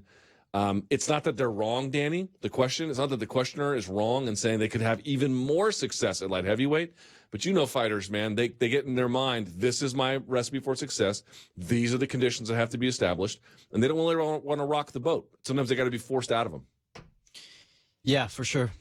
And this is a question that I've asked myself as well. Like, look at Anthony Smith. Before Anthony moved to light heavyweight, like, we knew who he was. If you're a hardcore, you know who that guy is. But he doesn't have nearly as much as prestige as Chris Weidman or Luke Rockhold or Yoel Romero, right? Mm-hmm. And look at the name he's become at light heavyweight. Dude, if Yoel Romero or any of those guys were to go up to 205 and get one win, all of a sudden they're in title conversation. They're right there. The line seems, much shorter. And let's be honest, if you look at the top 10, the competition at middleweight seems a lot more difficult than at light heavyweight. So that's something I never understood. Move up a weight class and, now fight possibly less competition, have a shorter, trip to the title. The only caveat there is Anthony Smith, and I spoke to him last week, so I'm not anyway undercutting the win. It's a great win. We know Rashad was very much at the end of his career. He retired after that, but he still beat a name in Rashad, and he beat a name in Shogun. Now, I don't think Shogun's in the same kind of spot. I actually think Anthony Smith is a very good light heavyweight, but until he beats the Ilir Latifis or something of the world, there's still some questions about it. My point being is, if Luke Rockhold goes up to light heavyweight, if Chris Weidman goes up, those same big names kind of aren't there anymore. I mean, maybe Glover Teixeira, but he's still a real tough challenge for anybody. So my point is, the days of picking off old stars at light heavyweight, they're numbered. So it's not the same thing as Anthony Smith going up anymore. But to the point, they could have gone up before, and they could have had their choice of it, and they decided not to. So There you go. Keep a train rolling, my friend. All right. Let's move on to, I guess, location of UFC events like during the week, like perhaps choosing a different time of the week to put a UFC. Good question. Hey, Luke, Mike from Columbus, long time, second time. My question is, with the low overnight ratings, would you think it would be best that the UFC move some of their fight nights to a weekday instead of a Saturday and save Saturday for their pay-per-view events, especially with the success Dana White's Tuesday night fights is having? And especially with us living in the Midwest, we only get 2 months of the year where we could party out. So, and then Saturdays are pretty good for that. Thanks for the time. Enjoy the show. Before you answer that, do you remember when the UFC used to have events on Wednesdays, like years ago? Sure do. Stipe Miocic fought on a Wednesday. Yeah. Yep. How fun were those? Like, I love watching MMA on a Tuesday. You know what? Sign me up. I am so in favor of that. Don't you remember the Luke Rockhold Costa Philippou fight was on like a Wednesday or something? I love those. I love, even when the PFL, it's like, would I watch the PFL if it was on a Saturday night? Being candid, probably not. But on a Thursday, my chance of watching it grows exponentially. Sure. But the truth is, man, there's just the casual audience is not the same. The casual audience doesn't value fights in the same way that we do. So, you're talking about the success of the Tuesday night Dana White Contender Series. I agree, but you're not selling that to an audience, a live audience, right? So there's no gate to worry about. You're just having friends and family and training partners in there, and then it's just for streaming purposes. We don't know what the viewership is like. We have reason to believe it's probably decent enough, depending on the fighter or the contest or whatever, but there's no real way to know. That's all proprietary information. So when you're calling the success, I understand, but on whose terms and what way, we don't really know the answer to that. So I would love to see it, but it's just not realistic. I will say to Columbus, though, I don't know much about the city, but they do host one of the great expos. They host the Arnold every year. That's another thing that Strikeforce used to do. They used to hold events the same weekend as the Arnold. Do you know anything about the Arnold, Danny? A little bit, yeah. I mean, it's basically when Arnold Schwarzenegger, we've got dolls of him, and this up here. I've never seen one man has not defined what it means for masculinity in my life more than Arnold Schwarzenegger, and you can call that sad. I don't give a fuck, because he is beyond that. He is the king of fitness. So everyone in the fitness world, from like bikini fitness models to power lifters to strongmen to Olympic weightlifting to bodybuilding, everybody shows up to the Arnold and they sell their gear and their tank tops and they compete. It's like the goddamn mecca. Strikeforce used to have a show in conjunction with that because MMA is also actually still a pretty big part of the Arnold. And everyone has stopped doing that. I don't know what the metrics are that told them that was a good idea. Maybe it is. I don't quite understand it. But I love the Arnold, and I miss that crossover, to be honest with you. Yeah. I recently saw a documentary. I think it was Bigger, Faster, Stronger. Yeah. Hold on, the guy who hosts that, who runs it, or that was the narrator. His brother is a big time powerlifting guy and YouTube star. Okay. Yeah. Cool. Yeah. That was a great documentary. Yeah. He openly uses steroids, by the way. Oh, nice. You know what? I don't care. So we're running a little bit short on time. We've had really great questions, but fire them out. So let's feature the last one. A little friendly. We have time for two. Okay, cool. All right. Hi, this is Mouth Breathing Mike from Connecticut, and I just wanted to ask, what do you think the future holds for Nick Newell? And is the UFC still a plausible option in the future if he can win 3 or 4 fights in another promotion? Thanks. Danny, I don't know how you feel about this one. I would say the chances of him in the UFC are very slim unless he fills in on short notice. I still think that's your best opportunity to get opportunities you otherwise wouldn't get. So I'll say that. And I would say I really hope Bellator gives him a shot. He's highly promotable. I still think he's very skilled. Credit to Alex Munoz. He won fair and square. What else are you going to say? No excuses. I actually, you heard him on the show, Danny. I said, no excuses, win or lose. He said no. And he hasn't subsequently made any. But to be honest, my hunch is the UFC going to happen? If I had to bet, I'd bet against it. But I wouldn't bet a lot. I still think it's possible. I just really hope Bellator thinks twice. Yeah, it sort of felt when he lost like it was it. Like that was his chance to make it into the UFC. Mm-hmm. I may be completely wrong about this. We've seen Dana White change his mind on a bunch of different occasions. Sure. And as you said, he can always fill in for short notice. But, man, it just felt like that was it. And, Nick Newell's still a fantastic fighter. He still has a great story. I think as long as he wants to fight, he should fight a major promotion, say whether it's Bellator or PFL, whatever it is. But I'd love to see him in Bellator. Hey, look, go to Ryzen, go to One. I wonder if they'd be interested as well. By the way, Ryzen had some great fights this week. They certainly did. They always do. Yeah. All right. By the way, one note on that. People were beating me up on Twitter because we don't give enough Japanese MMA coverage, was their criticism. And partly it was a function of, like, why were we sending – I don't want to get into that part. But they were asking me, like, why don't you feature more on the MMA Hour? And the answer is not as a personal preference that I have anything against Japanese MMA. Japanese MMA used to be the most important kind of MMA, but that's a long time ago. Let me just be clear about this. If you have a podcast out there and you want to devote time to Japanese MMA, I highly encourage you to do so. It is an underserved market. But if you are interested in audience cultivation to the point where you can sustain a job, that's a real fucking bad idea. Okay? It should be a hobby of yours or something. You can make a claim that a site has a editorial responsibility to give some kind of coverage of Japanese MMA. I believe that we fulfill that obligation strongly at MMA Fighting. So could we always do more? Yes, I'm not opposed to it in the future. I do love it on a personal and professional level, but we don't make time for it because it'd be a real bad idea to make time for it. Sorry, that's just what the market bears. Yeah, and I think we covered the main things. I mean, talking about Gormy knocking out Melvin Gillard, we have. I'm not knocking our coverage. I think we did just fine. Could we always do more? We could, but at the sacrifice of something else that, frankly, is more important to our viewers and our readers. So, all right, last one. Okay, cool. Hey, Luke. This is Tim from Arizona. I don't really care to see Drew Jacek versus Rose again. So who do you think Rose should fight next? Thank you. Love the show. Bye. So before you answer, are we on the same page that Jan Jacek's likely not getting a shot, the next shot? The next shot? No, I would agree that she's not getting the next shot. Same. Okay, so who do you think should get that? Man, Andrade, right? That's the one you got to do. He's fighting Kolokiewicz. Because 28. And also because, frankly, it creates a little chaos in the division, right? So she is to my judgment, she's fighting Double K? Yeah. When? 228. So soon. 8th. So if she wins that, for sure, she should get it. But let's say she wins that and then she fights Namajunas and she wins, right? Okay.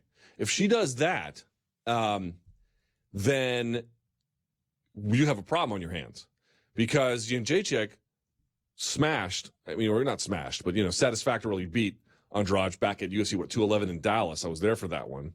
So now you'd have this thing at the top of the division where, like, Randy beats Tito, but Tito beats Vitor, but then temporarily. Vitor had beaten Randy. Now, of course, Randy had fixed that. But you get the idea where these guys were kind of all feasting off each other at the top. I actually think that's part of what made light heavyweight so great back in the day. So, to me, you absolutely feed her to Andrade. I think Andrade is a very tough matchup for Namajunas. Not saying she will or won't win, but that physical style, Rose is so technical and sharp and the timing and the distance. It's a real contrast to the marauding, bruising, physical Freddie Serrano strong. You know what I'm talking about, right? Super strong. And if she wins, now you've got some fresh permutations or even some old permutations you can work back in. Yeah, I agree with you. You said it was a problem, though. I don't think it's problematic. I think it's great for the division. Problem in the sense of it creates chaos, but right. I mean, chaos is good. Chaos. Sorry, I meant it in a different sense, but yes. Okay, yeah. I mean, if Andrade fights Rose, right, and she wins, all of a sudden Jędrzejczyk, I'd be down to see Jędrzejczyk and Andrade too. And let's say Jędrzejczyk wins, given the fact that she has a pretty convincing win over her. All of a sudden, Rose Jędrzejczyk 3 makes sense. Yeah. By the way, people are down on it. Like, I don't really want to see it again. Okay, right now, I don't want to see it again. Yeah. But in boxing, these guys will fight 4 or 5 times. And the first time she got crushed. Dude, folks not remember? Namajunas had to turn it on in that 5th round, and she did. Credit to her. She absolutely did. She was the rightful winner. It wasn't like Jędrzejczyk was like terribly out of it. Give her a couple more wins. And look at the big mouth, and I mean that as a compliment that Jędrzejczyk has. Dude, I'm telling you, there absolutely is. Not right now. There's no appetite for it now, but they're going to fight a third time. For a title or not, they're going to fight a third time. Yeah. Let it cook a little. Let it, Stay cooking, fam. Yeah. All right, what did we miss? Anything else? No, that's it. I mean, there's a few other questions. I don't know if you want to get to if we have time. Nah, I gotta get uptown. Yeah. I have 3 more hours of radio to do. Fun. I think we have 1 guest. So I've got a bunch of talking I have to do. Good show today. Yeah, good show. I really enjoyed everyone stopping by. All the guests were there on time. It was kind of great. Any parting thoughts, my friend? Nothing. UFC Calgary was great. That's the type of MMA I want to see. Fair point. That's watching that because sometimes it did not feel like a chore, did it?